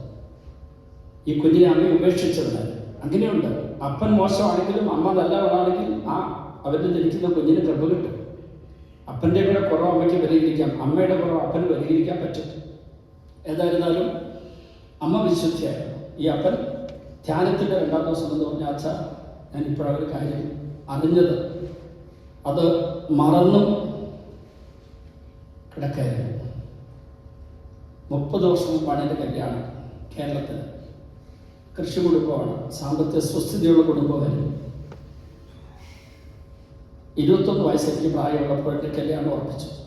കല്യാണത്തിന് 2 ആഴ്ച മുമ്പ് നമസ്കാരം കേൾപ്പിക്കാൻ വേണ്ടി പള്ളിയിൽ ചെന്നു. അച്ഛൻ സൽമാറി വന്ന് വിചാരിച്ച് നമസ്കാരമൊക്കെ കേട്ടു. അത് കഴിഞ്ഞിട്ട് എന്നോട് പള്ളിയിൽ പോയി കെട്ടു കുമ്പസാരത്തിന്, അവിടെ സന്യാസം നീട്ടിട്ട് അവിടെ പോയി കുമ്പസാരിച്ചോളം പറഞ്ഞു. ഞാനവിടെ ചെന്നു. അവിടെ ചെന്ന് മുട്ടുകുത്തി അടച്ചുപൊടി കുമ്പസാരം കൂടാണ് അന്നത്തെ കുമ്പസാരം. ഞാൻ ചെറിയ 1-2 പാപമൊക്കെ പറഞ്ഞു കഴിഞ്ഞപ്പോഴാണ് അച്ഛൻ നിവർന്നൊന്നിരുന്നപ്പോൾ അച്ഛൻ്റെ മുഖം കണ്ടി ഞെട്ടിപ്പോയി അച്ഛൻ. കാരണം എന്താണ്? എൻ്റെ അപ്പൻ്റെ അനുജൻ സന്യാസ വൈദികനാണ് ഇരിക്കുന്നത്, കുമ്പസാരിക്കുന്നത്. അന്നത്തെ കാലത്ത് ഫോണില്ലാത്തവൻ വീട്ടിൽ വിളിച്ച് പറഞ്ഞില്ല. ആ സന്യാസ സഭയപ്പെട്ടവർക്ക് വീട്ടിൽ താമസിക്കാൻ അനുഭവമില്ലാത്തതുകൊണ്ട് ഇടപ്പള്ളി താമസിച്ചു. ദിവസം രാവിലെ കുർബാന കഴിഞ്ഞ് കാപ്പോട് കഴിഞ്ഞാണ് വീട്ടിൽ പോകാനിരിക്കുന്നത്. അപ്പം വികാരിച്ച് കുമ്പസാരിപ്പിക്കാൻ വേണ്ടി ഇരുത്തിയതാണ്. ഇവൻ ഞെട്ടിപ്പോയി. വലിയ ഗുരുതരമായ പാപങ്ങൾ പറയാൻ കിടക്കുന്നതേ. എന്താണ്? വീട്ടിലെ അടുക്കളപ്പണിക്കാർ വിധവയായ സ്ത്രീയുമായി 16-ാമത്തെ വയസ്സ് മുതൽ 21-ാമത്തെ വയസ്സ് വരെ നിരന്തരമായ അവിഹിതങ്ങൾ. അതിലൂടെ 2 അബോർഷൻസ്. 5 വർഷത്തെ വ്യഭിചാര ദുർഭൂതം. ഈ കല്യാണത്തിന് മുമ്പുള്ള ഈ അവിഹിത ബന്ധത്തിന് ഫോർണിക്കേഷൻ എന്ന് പറയുന്നത് വിവാഹപൂർവ്വം അവിഹിത കഴിച്ച. അതിലൂടെ വ്യഭിചാര ദുർഭൂതം ഉള്ളിൽ കയറും. ഹോസിയ 5:4 കർത്താവിലേക്ക് മടങ്ങി പോകാൻ അവരുടെ പ്രവൃത്തികൾ അവരെ അനുവദിക്കുന്നത്. കാരണം വ്യഭിചാര ദുർഭൂതം അവർ കുടികൊള്ളുന്നു. ഈ വ്യഭിചാര ദുർഭൂതം ഉള്ളിക്കരുതാണ്. ഇവന് അത് ഈശോ ഇറക്കി വിടണമെങ്കിൽ, ആ പാപപരമായി വന്ന പൈസ പിശാച് ഇറങ്ങി പോകണമെങ്കിൽ അവൻ അനുദമിച്ച് കുമ്പസാരിക്കണം. ഇത് ചെയ്ത തീരുമാനമെടുക്കണം. അവൻ ചെയ്തിട്ടില്ല. അവൻ അതൊന്നും പറയാതെ ചെറിയ ചില പാപങ്ങൾ പോലെ കുമ്പസാരം പൂർത്തിയാക്കി പേടിച്ചിട്ടില്ല. അവന് മറ്റൊന്നും ചെയ്യാമായിരുന്നു. ആ അച്ഛൻ്റെ അടുക്കൽ കുമ്പസാരിക്കാൻ പറ്റിയില്ല, നിങ്ങൾ പരിചയമുള്ള അച്ഛനാണെങ്കിൽ എന്ത് ചെയ്യാൻ നിങ്ങൾക്ക്? അവൻ്റെ അടുത്തൊക്കെ സന്യാസഭകളൊക്കെ ഉണ്ടായിരുന്നു, അല്ലെങ്കിൽ ഇടവകയുണ്ട്, ഏതെങ്കിലും ഒരിടത്ത് പോയി കുമ്പസാരിച്ചാൽ മതിയായിരുന്നു. നിങ്ങൾ ആ കുമ്പസാരം നിങ്ങൾക്ക് പൂർണ്ണമാക്കാൻ പറ്റിയില്ല, നിങ്ങളുടെ പ്രത്യേക സാഹചര്യത്തിൽ പരിചയമുള്ള അച്ഛനാണെങ്കിൽ നിങ്ങൾക്ക് എഴുന്നേറ്റ് പോയിട്ട് വേറെ ഏതെങ്കിലും ഒരു അച്ഛൻ്റെ അടുക്കൽ അപ്പോഴോ അടുത്ത ദിവസം പോയി കുമ്പസാരിക്കാൻ പറ്റും. എന്നിട്ട് പറഞ്ഞാൽ മതി, ഞാൻ അടുത്ത് കുമ്പസാരിക്കാൻ ചെന്നപ്പോൾ പരിചയമുള്ള അല്ലെ എൻ്റെ ബന്ധുവായ അച്ഛനായതുകൊണ്ട് എനിക്ക് ഏറ്റു പറയാൻ പറ്റിയില്ല, അതുകൊണ്ട് വന്നതെന്ന് പറഞ്ഞാൽ മതി. ദൈവം അനുഗ്രഹിച്ചോളൂ. അത് ചെയ്തില്ല, അവൻ എഴുന്നേറ്റ് പോയി. 2 ആഴ്ച കഴിഞ്ഞ് വിവാഹദാസ് സ്വീകരിച്ചു. 3 മാരക പാപങ്ങൾ. 1, ഇവന് കള്ളക്കുമ്പസാരം നടത്തി. മാരകമായ പാപങ്ങൾ അറിഞ്ഞുകൊണ്ട് മറച്ചു വെച്ചാൽ അത് കള്ളക്കുമ്പസാരമാണ്. ലഘുപാപമുണ്ട്, മാരകപാപമുണ്ട്. ദൈവത്തിന് പുറംതിരിയലാണ് മാരകപാപം, മുഖം തിരിക്കലാണ് ലഘുപാപം. ഇവിടെ മാരകപാപം തന്നെയാണ് 5 വർഷത്തെ ഈ അവിഹിത ബന്ധത്തിൻ്റെയും 2 ഗർഭചിത്രത്തിൻ്റെയും. അവളാണ് ചെയ്തെങ്കിലും ഗർഭചിത്രത്തിന് വ്യഥയാക്കുന്ന സ്ത്രീ, ഗർഭം നൽകിയ പുരുഷൻ അത് ചെയ്യുന്ന ഡോക്ടർ 1-ാം പ്രതികൾ, കൂട്ടുനിൽക്കുന്നവര്, പ്രേരിപ്പിക്കുന്നവര്, സഹായിക്കുന്നവര്, തടയാതിരുന്നവർ 2-ാം പ്രതികൾ. ഈ മാരകപാപത്തിന്റെ കറകളും പെറി ഇവൻ വിവാഹോദാസ് സ്വീകരിക്കാൻ പോവുക. കള്ളക്കുമ്പസാരം 1. 2, ഇവൻ പാപത്തോടെ വിവാഹോദാസ് സ്വീകരിച്ചു. ഇനി ഞാൻ പറയുന്നത് കുരിശെടുത്ത് പിടിച്ചോണ്ട് പറയാൻ പോവാം. 7 കൂദാശകളിൽ 2 കൂദാശകൾ മാത്രമേ പാപത്തോടെ സ്വീകരിക്കാൻ പാടുള്ളൂ. 1 മാമോദീസ, മറ്റൊന്ന് കുമ്പസാരം. ഇത് 2 പാപം നീക്കുന്ന കൂദാശ ആയതുകൊണ്ട് ബാക്കി 5 കൂദാശകളും ശൈലലേപനം, കുർബാന, തിരുപ്പട്ടം, വിവാഹം, രോഗിലേപനം. രോഗിലേപനം അയാൾക്ക് കുമ്പസാരിക്കാൻ പറ്റുന്ന കണ്ടീഷണലിന്റെ പാപനാശനം കൊടുത്തിരിക്കണമെന്നാണ് നിയമം, സഭയുടെ നിയമം. 5 കൂദാശകൾ പാപമില്ല സ്വീകരിക്കണം. മാരക പാപത്തോടെ പാപങ്ങൾ മുഴുവൻ ഏറ്റുപറഞ്ഞ് കുമ്പസാരിക്കാതെ പാപക്കറകളോടുകൂടെ പൈശാചികതയോടുകൂടെ ഒരാൾ വിവാഹ കൂദാശ സ്വീകരിച്ചാൽ ആ വിവാഹത്തോടെ കിട്ടേണ്ട കൃപകളൊന്നും അയാൾക്ക് കിട്ടില്ല.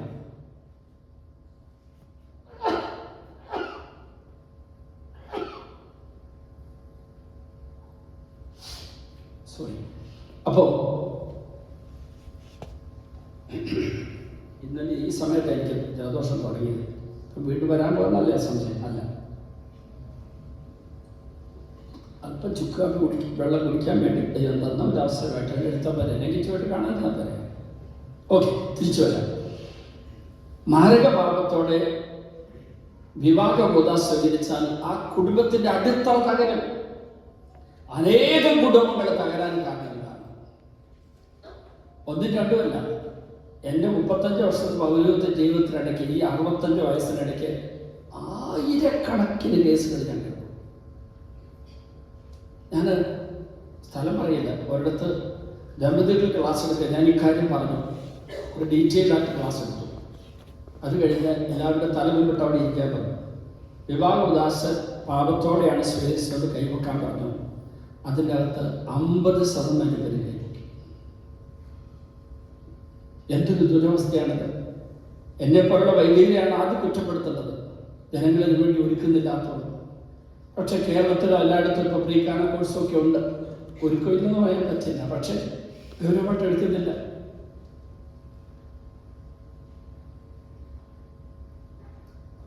ഒരു ചെറുപ്പക്കാരും കൂടെ എന്നെ തോന്നിട്ട് പറഞ്ഞു, ഞങ്ങൾ അച്ഛൻ പറഞ്ഞ പോലെ പാപത്തോടെയാണ് വിവാഹദാസ സ്വീകരിച്ചത്. ഞാൻ പറഞ്ഞെങ്കിൽ പ്രീ-കാന കോഴ്സൊന്നും കൂടിയില്ലേ? പ്രീ-കാന കോഴ്സ് ഞങ്ങൾ ഒരുമിച്ചാണ് പങ്കെടുത്തത്. ഞങ്ങൾ മൊബൈലിൽ അപ്പുറത്തിപ്പുറത്ത് എന്തെങ്കിലും മെസ്സേജ് വിട്ടുകൊണ്ടിരുന്നത് പറഞ്ഞു. ഞാൻ ചോദിച്ചപ്പോൾ മൊബൈലിൽ സറണ്ടർ ചെയ്യാനുള്ളത് പറഞ്ഞു. അച്ഛന് ഞങ്ങൾ വേറെ ഉപയോഗിക്കാത്ത പണം സറണ്ടർ ചെയ്ത് ഉപയോഗിക്കാൻ ഞങ്ങളുടെ കയ്യിലിരുന്നത്. അച്ഛനെ വിറ്റ കാശ് ബാങ്കിലിട്ട് അതിൻ്റെ പലിശ കൊണ്ടാണ് അവർ SMS അയച്ചുകൊണ്ടിരിക്കുന്നത്.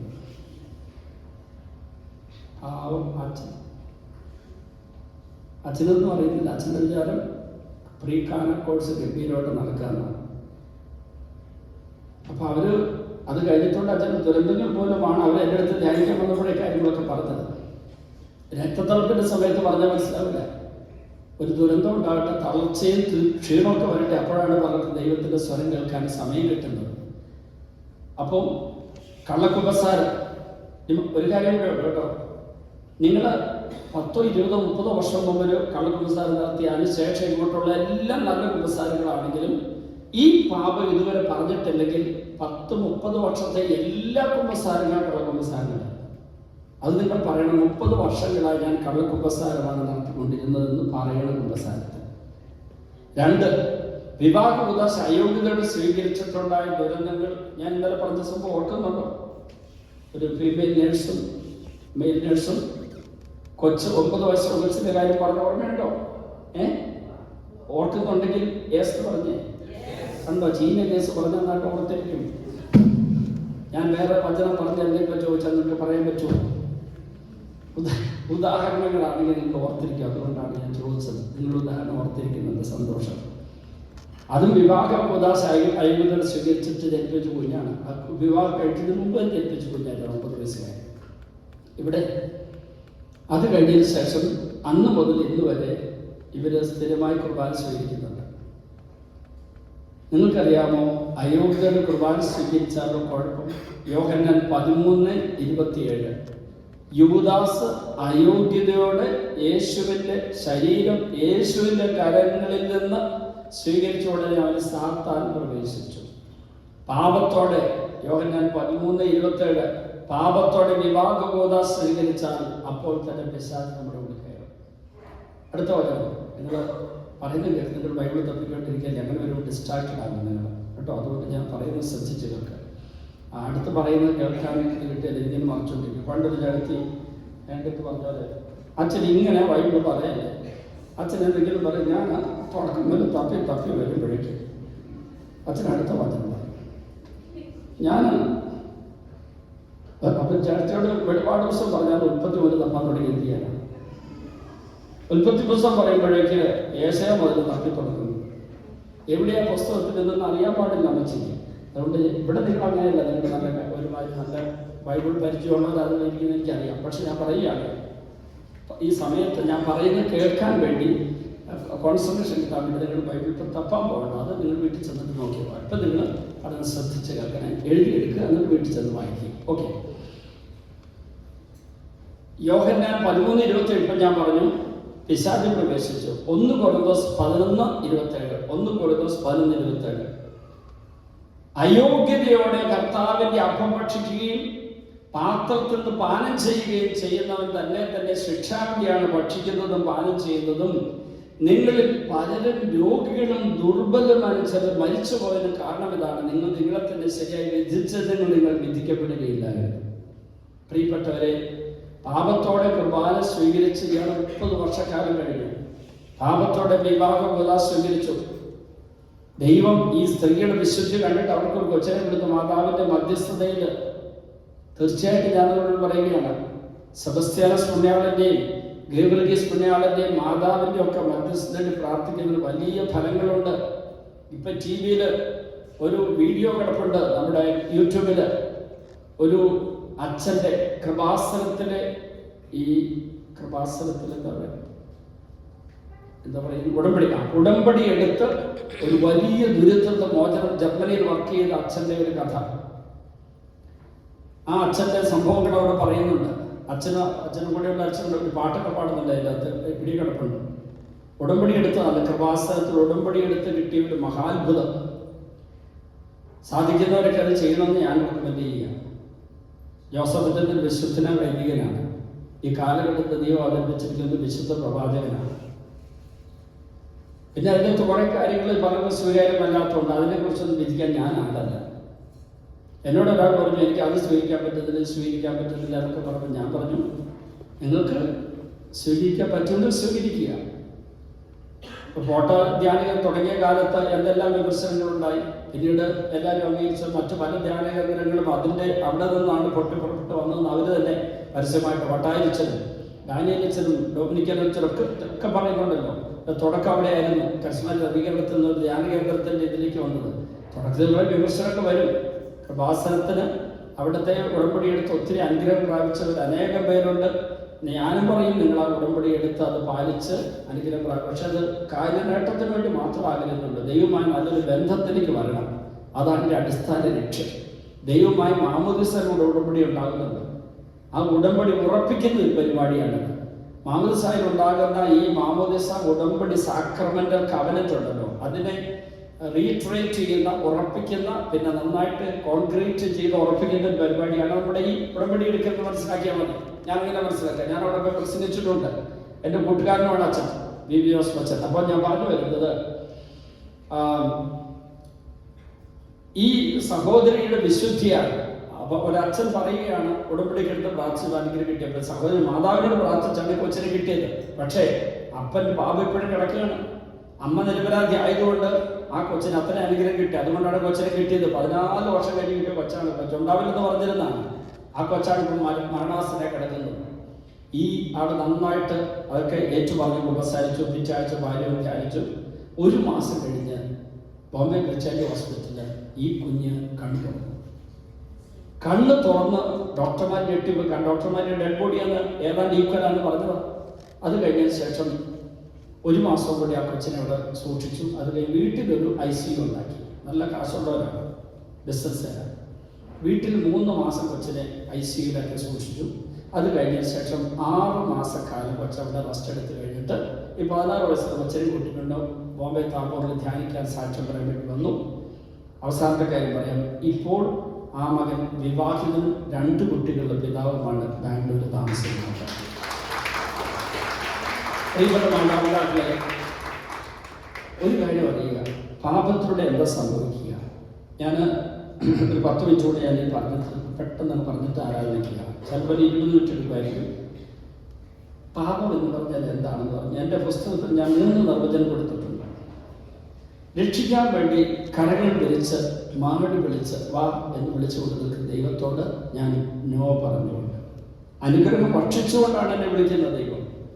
വാ അനുഗ്രഹിക്കാമെന്ന് മാത്രമല്ല, അനുഗ്രഹം ഭക്ഷിച്ചുകൊണ്ടാണ് എന്നെ മാടി വിളിക്കുന്നത്.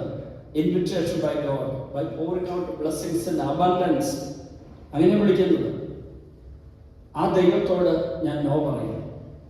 മധുര മോഹന വാഗ്ദാനങ്ങളുമായി നാശത്തിലേക്ക് എന്നെ മാടി വിളിക്കുന്ന സാത്താൻ അപ്പുറത്തുനിന്ന് വിളിക്കുന്നു, പ്രലോഭകൻ. ഇവിടെ രക്ഷയിലേക്ക് എന്നെ അനുഗ്രഹം ഭക്ഷിച്ചുകൊണ്ട് മാടി വിളിക്കുന്ന ദൈവം ഇവിടെ നിൽക്കുന്നു. അപ്പുറത്ത് പിശാച് മധുരമോഹന വാഗ്ദാനങ്ങളുമായി ലോകത്തിന്റെ ജഡത്തിന്റെ സുഖങ്ങൾ ആസ്വദിക്കാൻ മാടി വിളിക്കുന്നു, ഹവ്വയെ വിളിച്ചതുപോലെ വിളിക്കുന്നു. ആ ദൈവത്തോട് ഞാൻ നോ പറഞ്ഞ് പിശാചിനോട് യെസ് പറയുന്നു. അതാണ് പാപം. ഞാൻ പിശാചിനോട് പറയുന്ന ഓരോ യെസ്സും ദൈവത്തോട് നോയാണ്. ഞാൻ ദൈവത്തോട് യെസ് പറയുമ്പോഴൊക്കെ അത് പിശാചിനോട് നോയാണ്. ഈ ധ്യാനത്തിന് വരാൻ തീരുമാനമെടുത്തപ്പോൾ നിങ്ങൾ ദൈവത്തോട് യെസ് പറഞ്ഞു, അത് പിശാചിനോട് നോയായിരുന്നു. വരണ്ട വരണ്ട വരണ്ട പോകണ്ട എന്ന് തീരുമാനം പ്രലോഭകൻ തന്നുകൊണ്ടിരുന്നപ്പോൾ, ആലോചന തന്നുകൊണ്ടിരുന്നപ്പോൾ നിങ്ങൾ അവനോട് പോടാ പിശാചൻ പറഞ്ഞൊന്നുമില്ല. നിങ്ങൾ ദൈവത്തോട് ഞാൻ വരുന്നത് ഇങ്ങോട്ട് പോകുന്നു. You just say yes to God, to his invitation, that will become a very powerful and a mighty no to devil automatically. ദൈവത്തോട് നോ പറയുന്നത് എങ്ങനെയാണ്? പിശാചിനോട് യേശു പറഞ്ഞാൽ മതി. പിശാചിനോട് യേശു പറഞ്ഞാൽ ദൈവത്തോട് നോയാണ്. പിശാചിനോട് യേശു പറഞ്ഞാൽ ദൈവത്തോട് നോയാണ്. അത് ഒത്തിരി ഉദാഹരണം വരുന്നുണ്ട്, മനസ്സിലായി അങ്ങോട്ട് പോകുന്നില്ല. രണ്ടാമത്, മാമോദീസ വഴിയോ വിശ്വാസം ദൈവമായി ഉണ്ടാക്കിയ ഉടമ്പടി തകർത്തിട്ട് പിശാചുമായി നാശത്തിന്റെ ഉടമ്പടി സ്ഥാപിക്കലാണ് പാപം. പാപം ചെയ്യുമ്പോൾ പിശാച് നമ്മുടെ മേൽ ഒരു കെട്ട് ഇടും. അതിന് ബന്ധനം എന്ന് പറയും. കെട്ട്.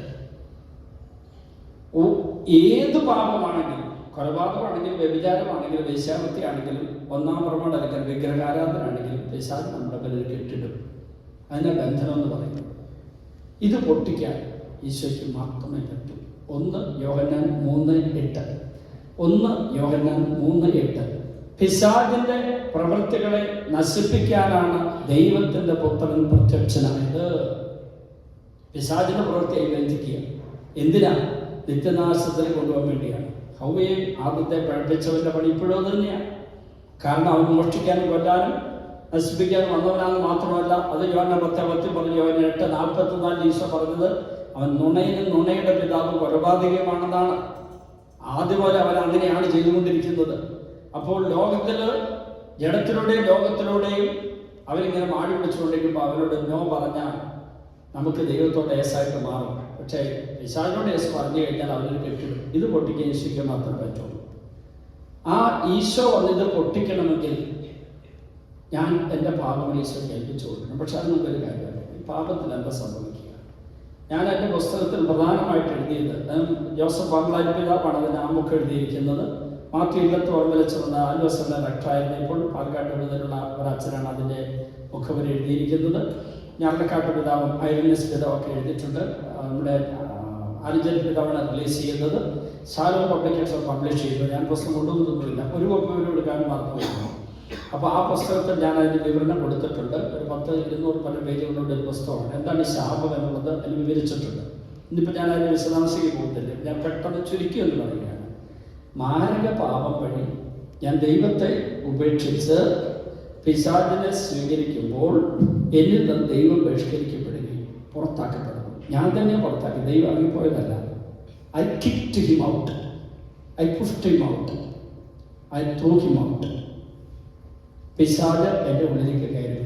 ഞാൻ പിശാചിനെ വിളിക്കൊന്നും വേണ്ട, ദൈവത്തെ ഞാൻ തള്ളിക്കളഞ്ഞ അപ്പോൾ പിശാച് കയറി വന്നു. വെളിച്ചം ഇല്ലാതായാൽ അപ്പം ഇരുട്ട് വരും.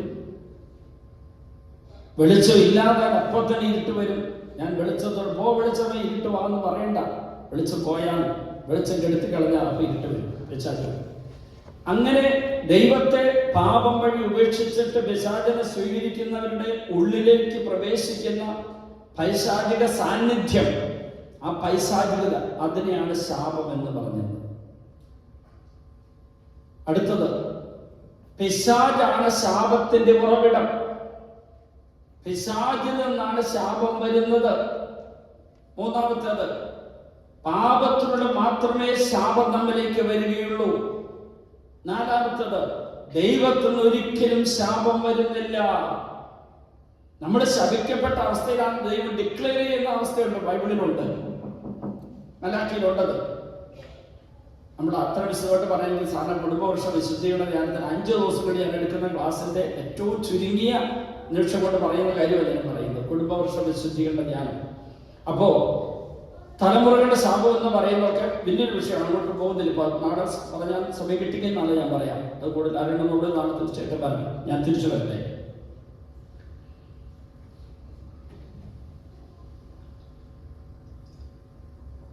ഈ പാപം വഴി എന്നിലേക്ക് വരുന്ന പിശാചിന്റെ ഈ സാന്നിധ്യം അവനെന്നെ ബന്ധിച്ചിരിക്കുക. ഇതാണ് ശാപം.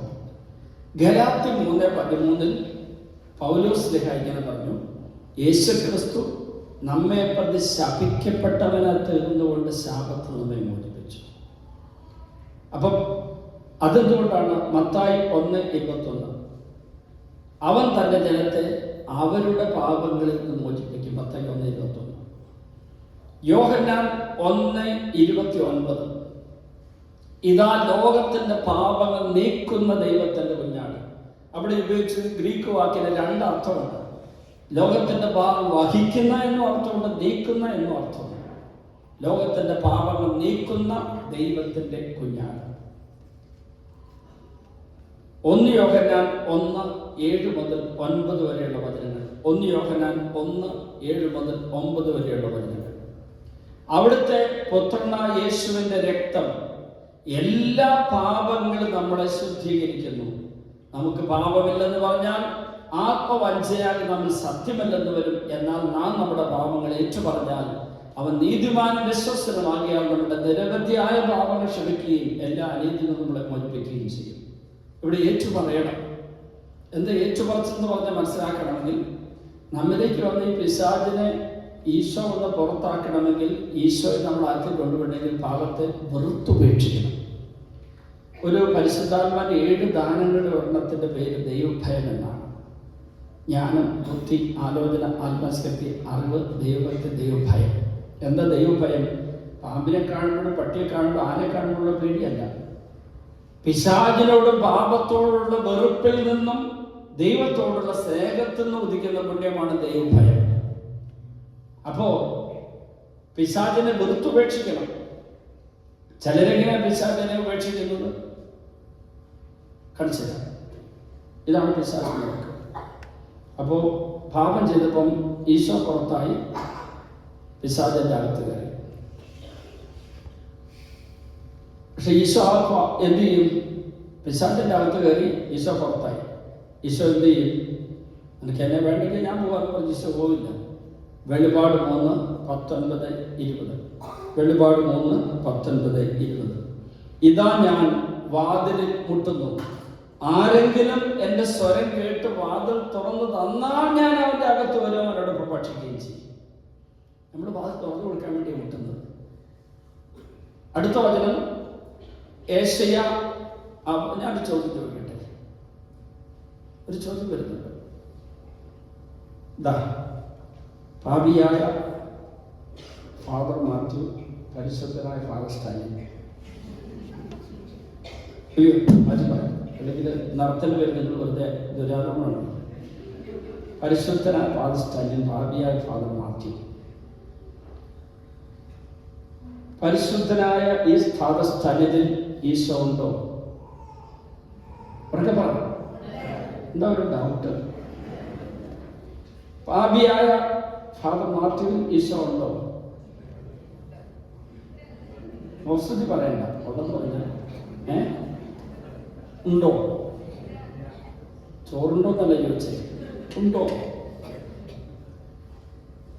ദൈവം പരിശുദ്ധന്റെ ഉള്ളിൽ വസിക്കുന്നു, പാപിയുടെ കൂടെ വസിക്കുന്നു, ഉള്ളിലല്ല.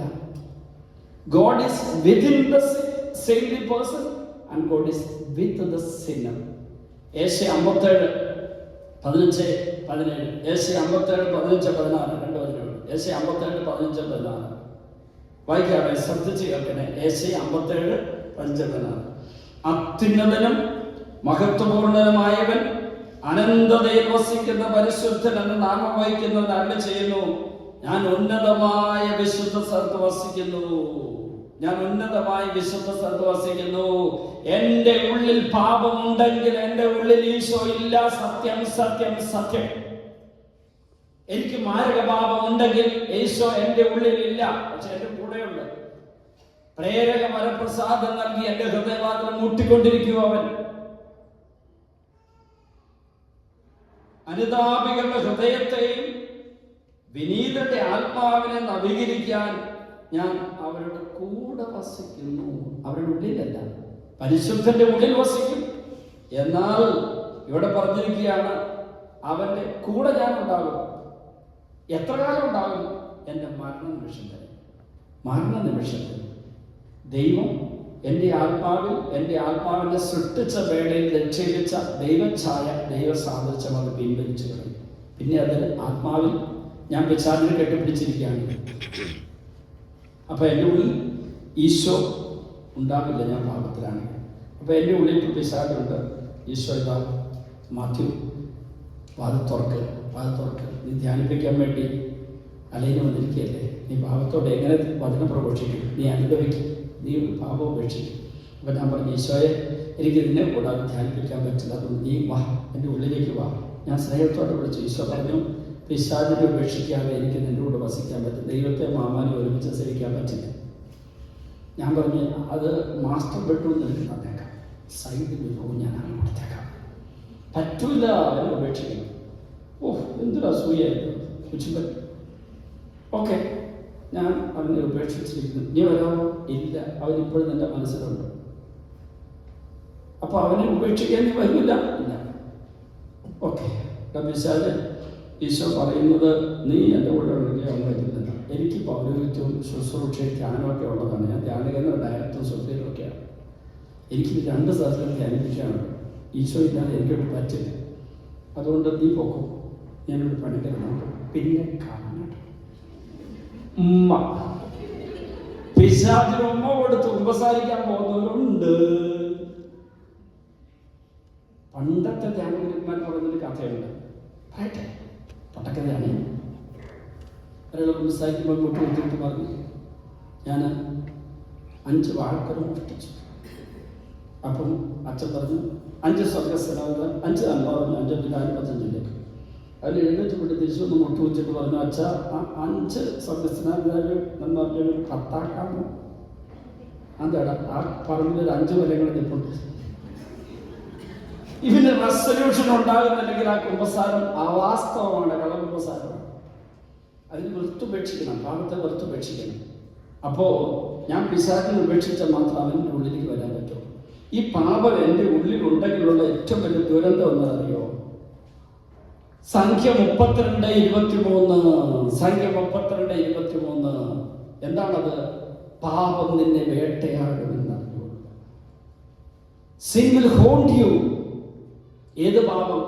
അനുദപിക്കാത്ത, തിരുത്താത്ത, കുമ്പസാരിക്കാത്ത പാപങ്ങൾ നമ്മളെ വേട്ടയാടും. കുമ്പസാരിച്ച പാപങ്ങൾ വേട്ടയാടില്ല എന്നാണ് ഞാൻ പറഞ്ഞത്. അനുദപിക്കാത്ത, ഉപേക്ഷിക്കാത്ത, തിരുത്താത്ത, കുമ്പസാരിക്കാത്ത പാപങ്ങൾ നമ്മളുണ്ടോ, അത് നമ്മളെ വേട്ടയാടിക്കൊണ്ടിരിക്കും. അപ്പൊ അന്ന് അവിടെ വന്ന അമ്മ 4 മക്കളെ ഇല്ലാതെ നടക്കാത്തവര്, ഞാൻ ഈ കഥയെല്ലാം പറഞ്ഞു കഴിഞ്ഞപ്പോഴേക്ക് അവര് രണ്ടുപേരും കൂടെ വന്നിട്ട് പറഞ്ഞു, അച്ഛൻ ഞങ്ങൾക്ക് കാര്യമൊക്കെ മനസ്സിലായി. കാരണം ആദ്യത്തെ 2 മക്കൾ കല്യാണം കഴിക്കാതെ ജനിച്ചവരാണ്. അത് കഴിഞ്ഞാണ് ഞങ്ങൾ കല്യാണം കഴിച്ചത്. പക്ഷേ കല്യാണം കഴിക്കാതെ 2 കുഞ്ഞുങ്ങളെ ജനിപ്പിച്ചിട്ട് ഈ അവിഹിത ബന്ധത്തിന്റെ പ്രീമാറ്റ സെക്സിന്റെ പാപം ഉപസാരത്തിൽ പറയാതെയാണ് ഞങ്ങൾ വിവാഹോപദേശം സ്വീകരിച്ചത്. അങ്ങനെ അതിനുശേഷം 2 മക്കളുണ്ടായി.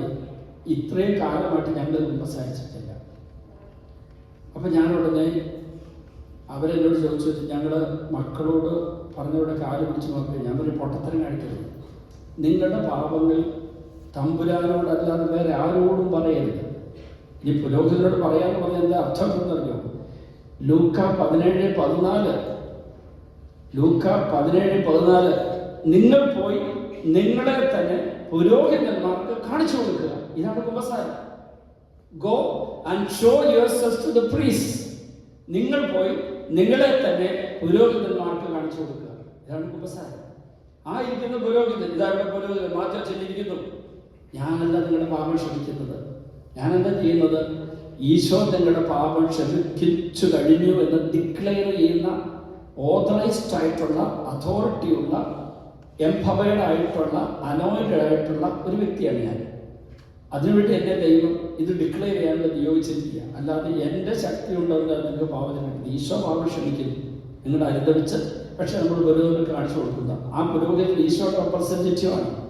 അപ്പൊ നിങ്ങൾക്ക് ഏതെങ്കിലും മറന്നൊളിഞ്ഞു കിടക്കുന്ന പാപങ്ങളുണ്ടെങ്കിൽ കുർബാന കൊണ്ടുവരാനായിട്ട് ആരെങ്കിലും ഉണ്ടോ? ആരെടുക്കട്ടോ?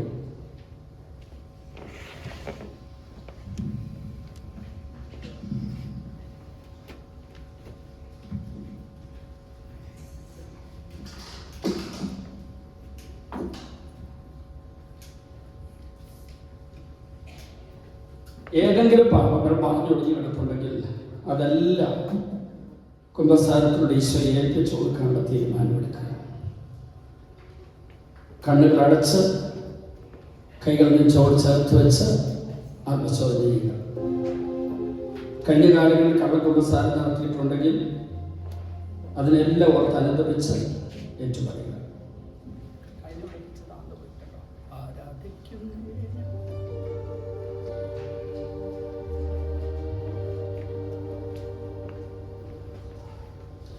മുട്ടുകുത്താൻ നമുക്ക് ഈശോ അൾത്താരയിൽ എഴുന്നേറ്റ് വരുന്നു.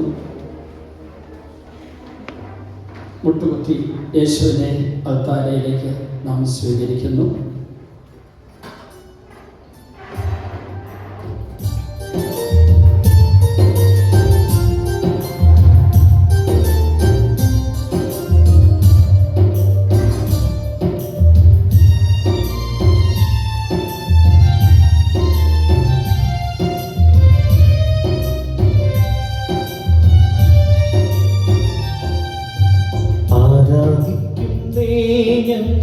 ആരാധിക്കുന്നേ ആത്മനാഥനേശുവിനെ ആരാധിക്കുന്നേ.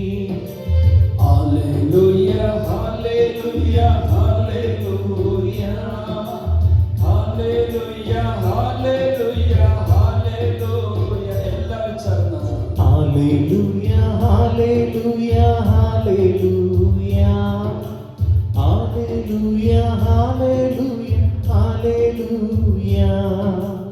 ആരാധിക്കുന്നേ ഞങ്ങൾ ആരാധിക്കുന്നേ, ആത്മാവേദം സത്യത്തിലും ആരാധിക്കുന്നേ. കരങ്ങൾ ഉയർത്തി ഹല്ലേലൂയ ഹല്ലേലൂയ ഹല്ലേലൂയ ഹല്ലേലൂയ ഹല്ലേലൂയ ഹല്ലേലൂയ. ഞങ്ങൾ വിശ്വാസ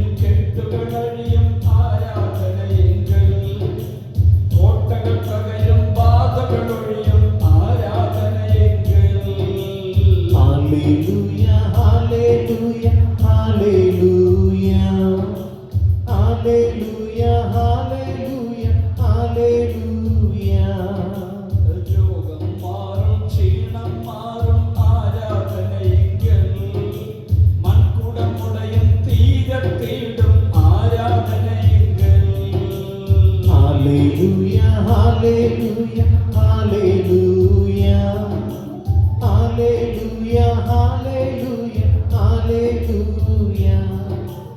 അപ്പസ്തോലർ രാത്രികാലേ ആരാധിച്ചപ്പോൾ ചങ്ങല പൊട്ടി ബന്ധിതരെല്ലാം മോചിതരായല്ലോ. ഹല്ലേലൂയ, ഹല്ലേലൂയ, ഹല്ലേലൂയ. ഹല്ലേലൂയ, ഹല്ലേലൂയ, ഹല്ലേലൂയ. വേദന തിങ്ങിയ ജീവിതവേളയെ കുരിശിൽ നോക്കുന്നു.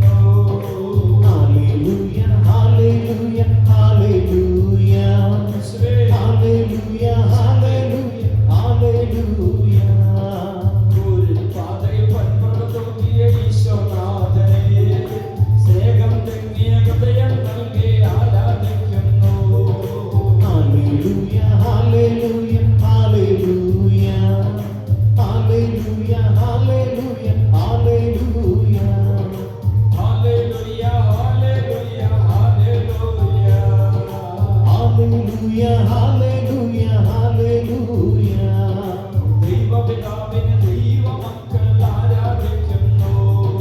ഹല്ലേലൂയ ഹല്ലേലൂയ ഹല്ലേലൂയ ദൈവകുമാരനെ ദൈവമക്കൾ ആരാധിക്കുന്നു.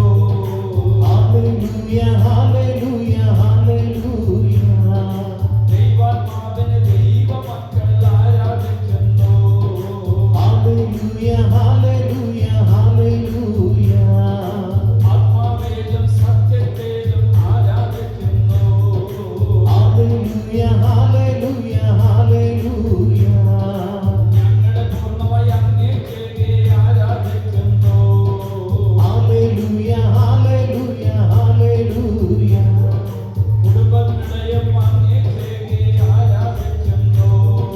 ഹല്ലേലൂയ ഹല്ലേലൂയ ഹല്ലേലൂയ ഈ സമൂഹത്തെ അങ്ങേക്ക് ആരാധിക്കുന്നു. ഹല്ലേലൂയ ഹല്ലേലൂയ ഹല്ലേലൂയ ലോകം മുഴുവനെ അങ്ങേക്ക് ആരാധിക്കുന്നു. ഹല്ലേലൂയ ഹല്ലേലൂയ ഹല്ലേലൂയ പാപം വെടിഞ്ഞ് അനുദപിച്ച് ഞങ്ങൾ പാടുന്നു. ഹല്ലേലൂയ ഹല്ലേലൂയ ഹല്ലേലൂയ വിശുദ്ധ ജീവിതം ഞങ്ങൾക്ക് ഈശോനാഥ. ഹല്ലേലൂയ ഹല്ലേലൂയ ഹല്ലേലൂയ പാപമോചനം ഞങ്ങൾക്ക് ഈശോനാഥ. ഹല്ലേലൂയ ഹല്ലേലൂയ ഹല്ലേലൂയ ഹല്ലേലൂയ. ഹല്ലേലൂയ ഹല്ലേലൂയ. ഹല്ലേലൂയ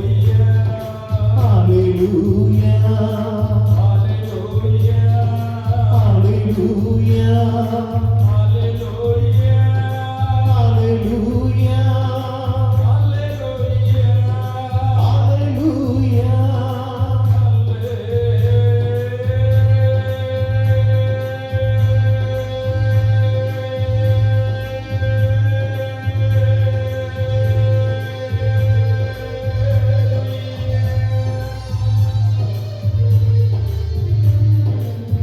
ഹല്ലേലൂയ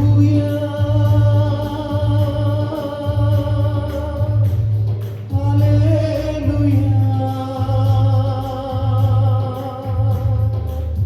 ഹല്ലേലൂയ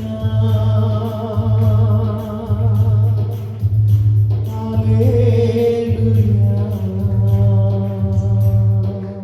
മുട്ടുകുത്തുന്നു. ഈശോയുടെ തല പിടിക്കുക. ഇതിനു മുമ്പ് നടത്തിയ കുമ്പസാരങ്ങളിൽ മാരകപാപങ്ങൾ എന്തെങ്കിലും മറച്ചു വെച്ച് കള്ളകുമ്പസാരം നടത്തിയെങ്കിൽ അതൊന്ന് കണ്ടെത്തുക. അത് കുമ്പസാരിക്കാൻ തീരുമാനമെടുക്കുക. നോമ്പുകാലത്ത് നിങ്ങൾക്ക് കുമ്പസാരിക്കാൻ ഇവിടെ അവസരം ഉണ്ടാകുമെന്ന് വിചാരിച്ച് അറിയിച്ചിട്ടുണ്ട്. മറച്ചു വെച്ചതോ മറന്നുപോയതോ ഏറ്റുപറയാത്തതോ ആയ പാപങ്ങൾ നമ്മിലുണ്ടെങ്കിൽ, അത് മാരക പാപമാണെങ്കിൽ, അതിലൂടെ നമ്മിലേക്ക് വന്ന പൈശാചികത അത് നമ്മുടെ ജീവിതത്തിൻ്റെ ക്രമഭംഗങ്ങൾക്ക്, തകർച്ചകൾക്ക്, ദുരിതങ്ങൾക്ക് കാരണമായിട്ടുണ്ട്. പാപം വഴി സംഭവിക്കുന്ന ആത്മാവിൻ്റെ മരണമാണ്. പാപം വഴി നമ്മിലേക്ക് വരുന്നത് പൈശാചികതയാണ്. അതിനാണ് ശാപം എന്ന് പറയുന്നത്. അതാണ് ഈശോ നീക്കിക്കളത്. ഈശോയ്ക്ക് പാപങ്ങൾ ഏൽപ്പിച്ചു കൊടുക്കുക. ഇതാ ലോകത്തിൻ്റെ പാപങ്ങൾ നീക്കുന്ന ദൈവത്തിൻ്റെ കുഞ്ഞാട്, അല്ലെ വഹിക്കുന്ന ദൈവത്തിൻ്റെ കുഞ്ഞാടെന്ന് യോഹന്നാൻ 1:29 പറഞ്ഞില്ലേ? ലേവ്യരുടെ പുസ്തകം 16-ാം അധ്യായത്തിലെ ഒരു സംഭവത്തിൻ്റെ പശ്ചാത്തലത്തിലാണ് സ്നാപയോഹന്നാൻ അത് പറഞ്ഞത്. അഹറോൻ 2 ആടുകളെ തൻ്റെ മുമ്പിൽ കൊണ്ടുവന്ന് സമാഗമ കൂടാരത്തിന് മുമ്പിൽ നിർത്തിയിട്ട് കുറിയിട്ട് ഒരെണ്ണത്തിനെ അസസ്സയിലായി മാറ്റും, ഒരെണ്ണത്തിനെ അവിടെ ബലിയർപ്പിക്കും. അസസ്സയിൽ എന്ന് പറഞ്ഞാൽ മരുഭൂമിയിൽ ബന്ധിക്കപ്പെട്ട പിശാച് എന്നാണ് അതിൻ്റെ അർത്ഥം. ഈ ആടിൻ്റെ മേൽ കൈകൾ വെച്ചിട്ട് ഇസ്രായേൽ ജനത്തിൻ്റെ മുഴുവൻ പാപങ്ങളും ഈ ആടിൻ്റെ മേൽ ആരോപിക്കും. എന്നിട്ട് അവിടെ ഒരുങ്ങി നിൽക്കുന്ന ഒരാളുടെ അടുക്കലേക്ക് ഈ ആടിനെ ഏൽപ്പിക്കും. അയാൾ ആടിനെ അവിടെ നിന്ന് കൊണ്ടുപോകുന്ന വഴിക്ക് ജനങ്ങൾ അതിനെ ചവിട്ടും തൊപ്പും അതിനെ കുത്തി മുറിവേൽപ്പിക്കും. അവരുടെ പാപം വയ്ക്കുന്ന ആടാണത്. ജെറൂസലേമിന് 4 കിലോമീറ്റർ കിഴക്കുള്ള ഒരു ചെങ്കുത്തായ പാറക്കെട്ടിൻ്റെ അവിടെ ചെന്നിട്ട് അതിനെ അവിടെ നിന്ന് വലിയ കല്ല് കഴുത്തിൽ കെട്ടി താഴേക്ക് തള്ളിയിട്ട് കൊല്ലും. ആ ആട് ചാകുമ്പോൾ ഇവരുടെ പാപം അതുകൊണ്ട് നശിപ്പിക്കപ്പെട്ടു എന്ന് അവർ വിശ്വസിച്ചിരുന്നു. ഹേനോക്കിൻ്റെ പുസ്തകത്തിൽ ഇതുമായിട്ട് ബന്ധപ്പെട്ട ചില കാര്യങ്ങൾ ഉണ്ടായിരുന്നതിൻ്റെ പശ്ചാത്തലത്തിൽ പഴയ നിയമ ജനതയ്ക്കുണ്ടായിരുന്ന ആചാരമായിരുന്നു ഇത്. അഹ്റോൻ്റെ കാലത്ത് മുതലുണ്ടായിരുന്നത്. സ്നാപയോഹന്നാൻ വന്ന് പറഞ്ഞു, ഇനി മേലൊരു മൃഗത്തിൻ്റെ മേൽ പാപം ആരോപിക്കേണ്ട, ആ പാപം എല്ലാം ഏറ്റെടുക്കുന്നവൻ ഈശോ ആണ്. അതുകൊണ്ടാണ് ഈ ലോകത്തിൻ്റെ പാപം നീക്കം ദൈവത്തിൻ്റെ കുഞ്ഞാടുന്നത്. ഇതിൽ നിന്നാണ് ഇംഗ്ലീഷിൽ സ്കേപ്പ് ഗോട്ട് എന്നുള്ള പേരൊക്കെ വന്നത്. നമ്മുടെ ഈശോ നമ്മുടെ പാപങ്ങളെ ഏറ്റെടുക്കാൻ വന്നവരാണ്. ആ ഈശോ ആണ് പാപപരിഹാര ബലി അർപ്പിച്ച് നമുക്ക് പാപമോചനം തന്നിട്ട് പാപപരമായി നമ്മിൽ വന്ന പൈശാചികത നീക്കിക്കളഞ്ഞിട്ട് പരിശുദ്ധ അഭിഷേകവും ജീവനും തരുന്നത് പരിശുദ്ധ കുർബാനയിലൂടെയാണ്. കുർബാന യോഗ്യതയോടെ സ്വീകരിക്കാൻ പറ്റണം. കുർബാന അയോഗ്യതയോടെ സ്വീകരിച്ച പാപദോഷങ്ങളോട് പശ്ചാത്തലിക്കുക.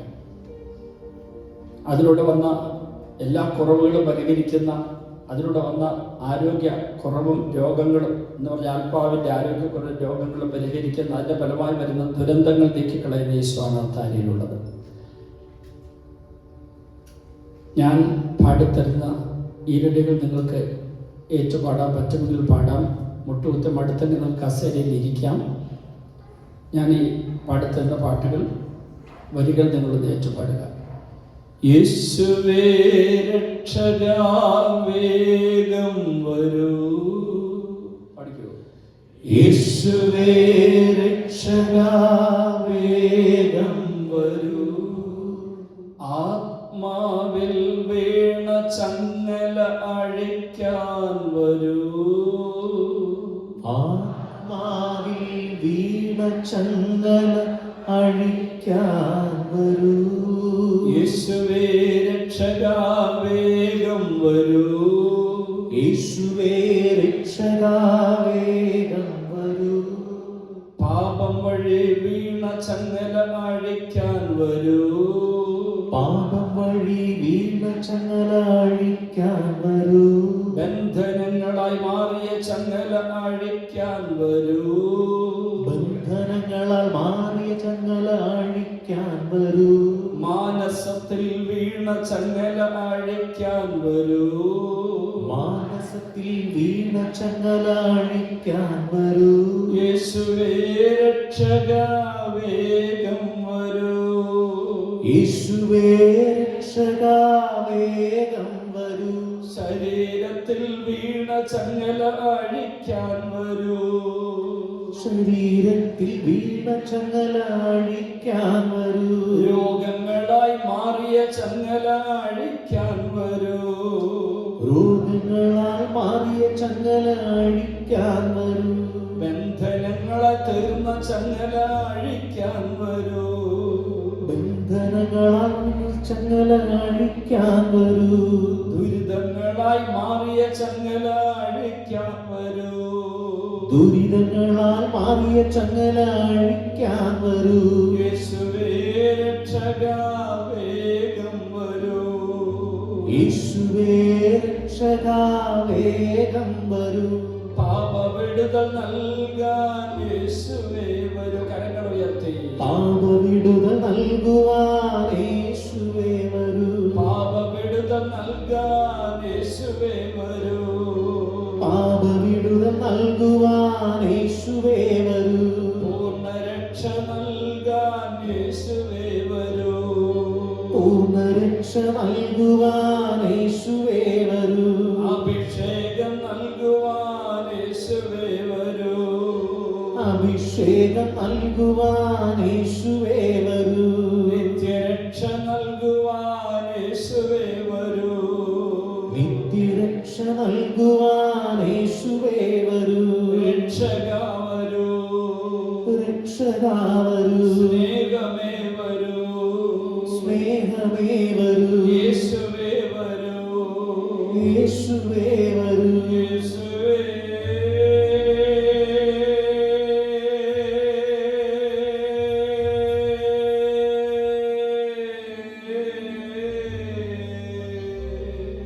യേശുവേ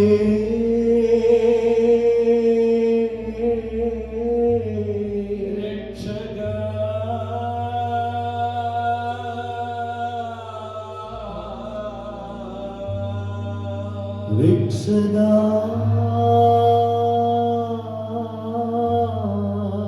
സൗഖ്യമേ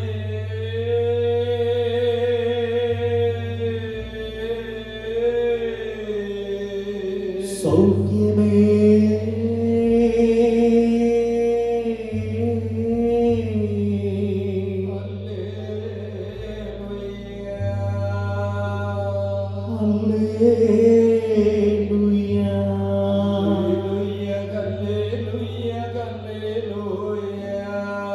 ഹല്ലേലൂയ ഹല്ലേലൂയ ഹല്ലേലൂയ ഹല്ലേലൂയ ഹല്ലേലൂയ ഹല്ലേലൂയ ഹല്ലേലൂയ ഹല്ലേലൂയ ഹല്ലേലൂയ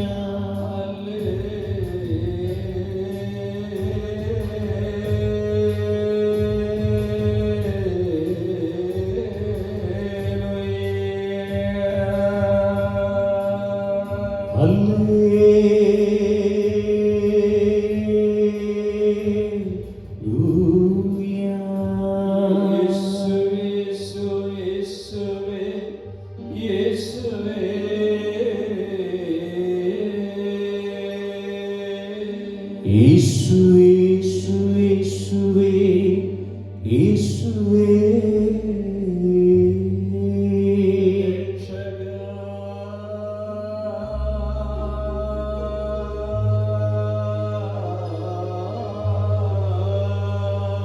രക്ഷകാ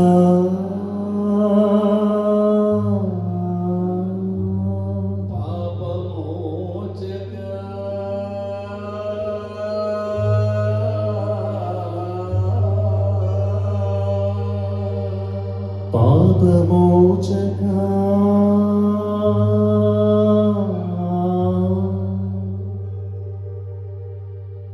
എഴുന്നേറ്റുന്നു.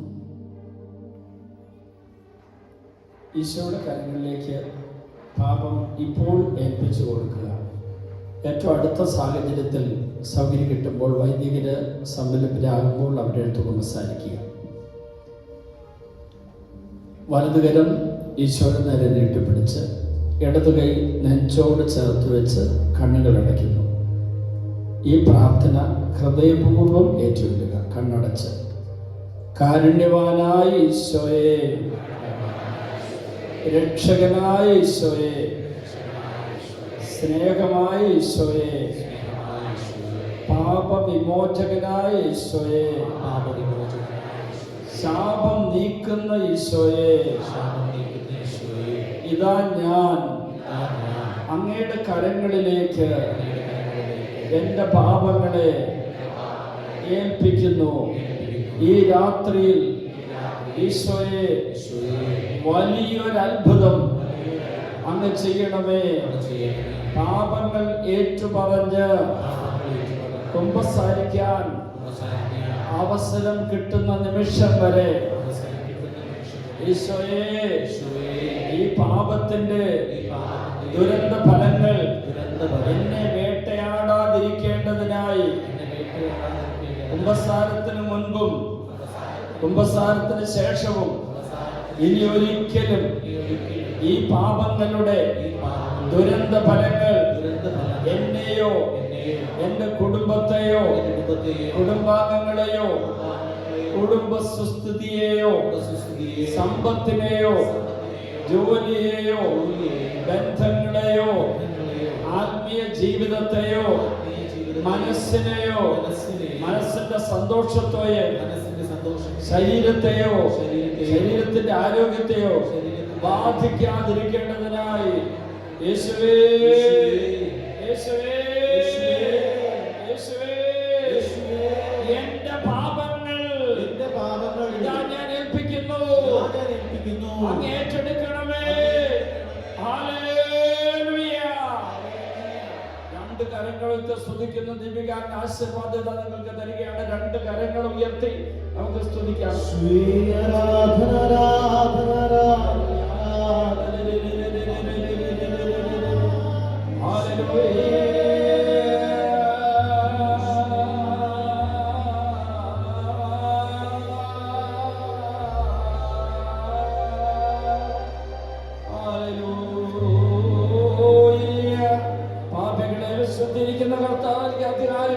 അനുഗ്രഹിച്ച് പിതാവിന്റെയും പുത്രന്റെയും പരിശുദ്ധാത്മാവിന്റെയും നാമത്തിൽ നിങ്ങളുടെ പാപങ്ങൾ മോചിക്കുന്നു.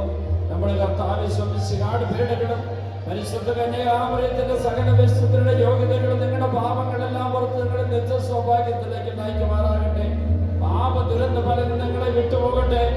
എന്നേക്കുമായി പരിപൂർണമായും പാപവിടുതൽ പ്രാപിച്ച് പരിശുദ്ധാത്മാഭിഷേകം നിറഞ്ഞവരായി നിങ്ങൾ മാറട്ടെ.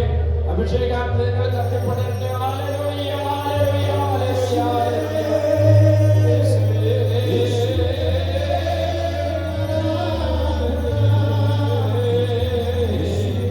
യേശുവേ, യേശുവേ, യേശുവേ, യേശുവേ, യേശുവേ, യേശുവേ, യേശുവേ, യേശുവേ.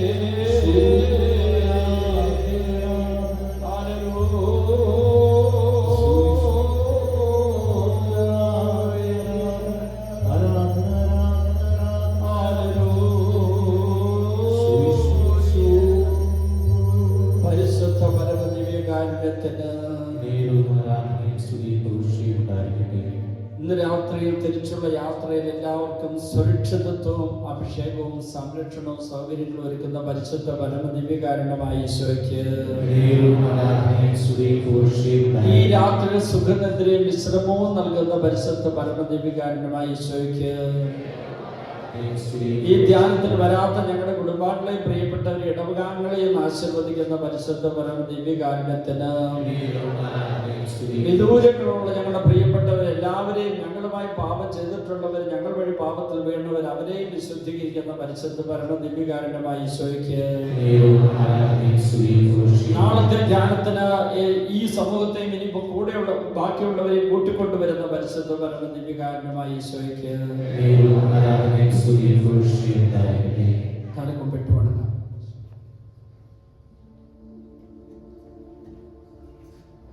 മാതാവിന്റെ വിപുല ഹൃദയത്തിന് പ്രതിഷ്ഠിക്കുന്നു. നിത്യസഖായനാഥേ പ്രാർത്ഥിക്കാൻ ഞങ്ങൾക്കായി നിൻ മക്കൾ ഞങ്ങൾക്കായി പ്രാർത്ഥിക്ക സ്നേഹനാഥേ.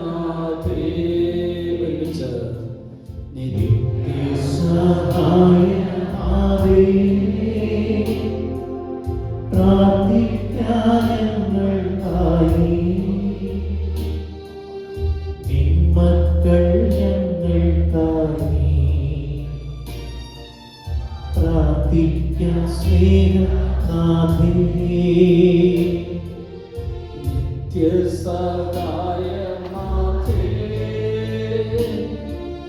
പ്രാർത്ഥിക്കാൻ ഞങ്ങൾക്കായി നിൻ മക്കൾ ഞങ്ങൾക്കായി പ്രാർത്ഥിക്ക സ്നേഹനാഥേ. നീറുന്ന മാനസങ്ങൾ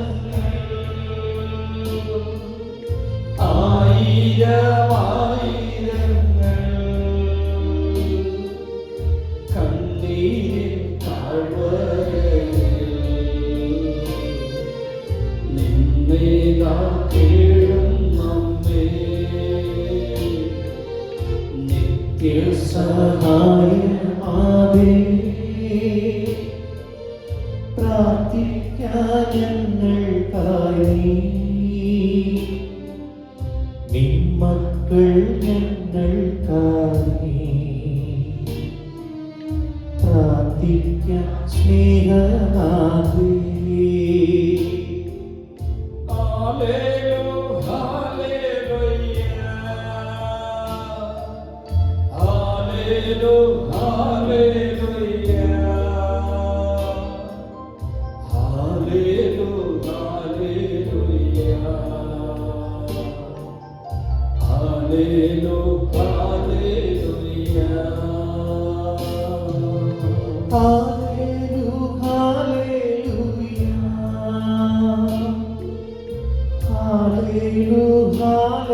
ഹല്ലേലൂയ,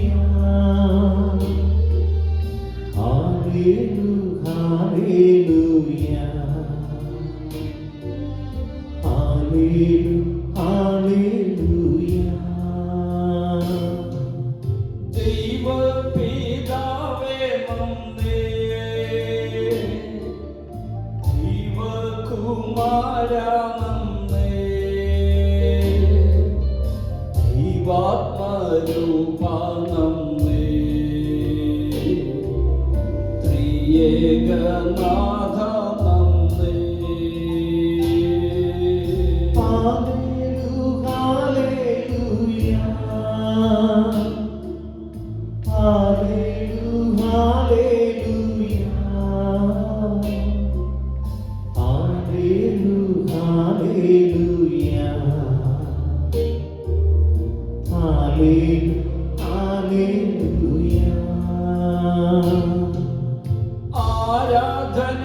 ആരാധനയേകിടുന്നു, സ്തോത്രങ്ങൾ പാടിയിടുന്നു. ഹല്ലേലൂയ പാടുന്നു. ത്രിയേക നാഥാ നന്ദി.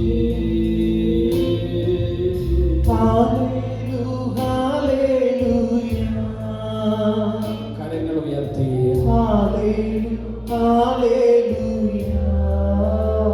സ്വരമുയർത്തി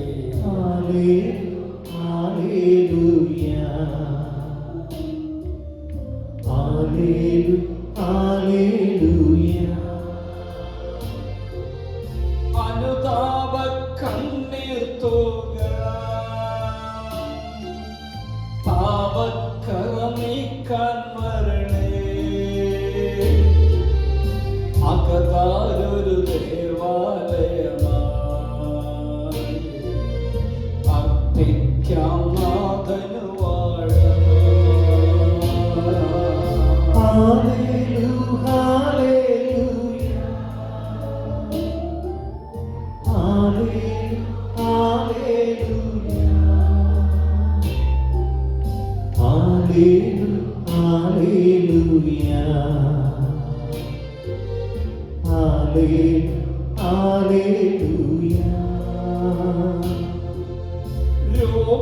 രോഗങ്ങളേകം നാഥ, വേദനയും നൽകാം നാഥ. തീച്ചൂളയിൽ നേരിടുമ്പോൾ ഹല്ലേലൂയ പാടിടാം.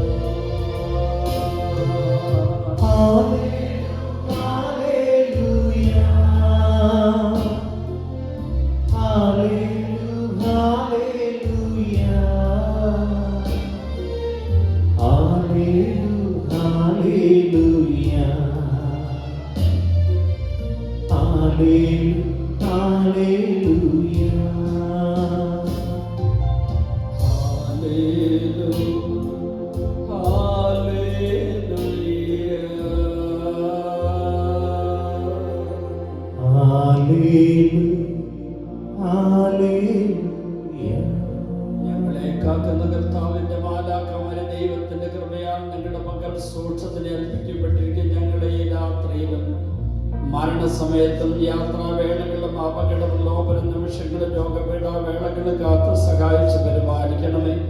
ഞങ്ങളുടെ പേരിന് കാരണക്കാരായിരിക്കുന്ന പുണ്യവാന്മാരും പെൺപതിമാരും സകല വിശുദ്ധരും രക്തസാക്ഷികളെ ഞങ്ങൾക്ക് വേണ്ടി പ്രാർത്ഥിക്കണേ. നമ്മുടെ കർത്താവ് ശോഭിച്ചകാട് കൃപയും പിതാവായ ദൈവത്തിന്റെ സ്നേഹവും പരിശുദ്ധാത്മാവിന്റെ സഹവാസവും നിങ്ങളെ അഭിഷേകപൂരിതമായ വിശുദ്ധ ജീവിതത്തിലേക്ക് നയിക്കുമാറാകട്ടെ, ഇപ്പോഴും എപ്പോഴും എന്നേക്കും. നാളെ 6:30 ജപമാല ആരംഭിക്കും. ഞാൻ ജപമാല ഇന്ന് ചെയ്തപ്പോൾ ഞാൻ ജപമാല വചനം വെച്ച് ജപമാല ചൊല്ലും. അത് കഴിഞ്ഞിട്ട് കുർബാന, അതിൻ്റെ പ്രൊമോഷൻ കഴിഞ്ഞ് അഭിഷേക ആരാധനയും ഉണ്ടായിരിക്കും. സാധിക്കുമെങ്കിൽ ഞാൻ ചൂട് സംസാരിച്ചില്ല, വിശുദ്ധതയിൽ നിങ്ങളുടെ നെറ്റിയിൽ പൂശി നിങ്ങൾക്ക് വേണ്ടി പ്രാർത്ഥിക്കാൻ സൗകര്യം കിട്ടുമെങ്കിൽ ഞാൻ ചെയ്യാം. നാളെ സമാപന ദിവസമാണ്. അപ്പോൾ എല്ലാവരും വരണം. മറ്റുള്ളവർ കൂട്ടിക്കൊണ്ടുവരിക. നാളത്തേക്കാണെങ്കിലും അവർ വരട്ടെ. അപ്പം നിങ്ങൾക്ക് എല്ലാവർക്കും വളരെ സുരക്ഷിതമായ യാത്ര നേരുന്നു, പ്രാർത്ഥിക്കുന്നു. സുഖനിദ്ര ഉണ്ടാകട്ടെ. Good night.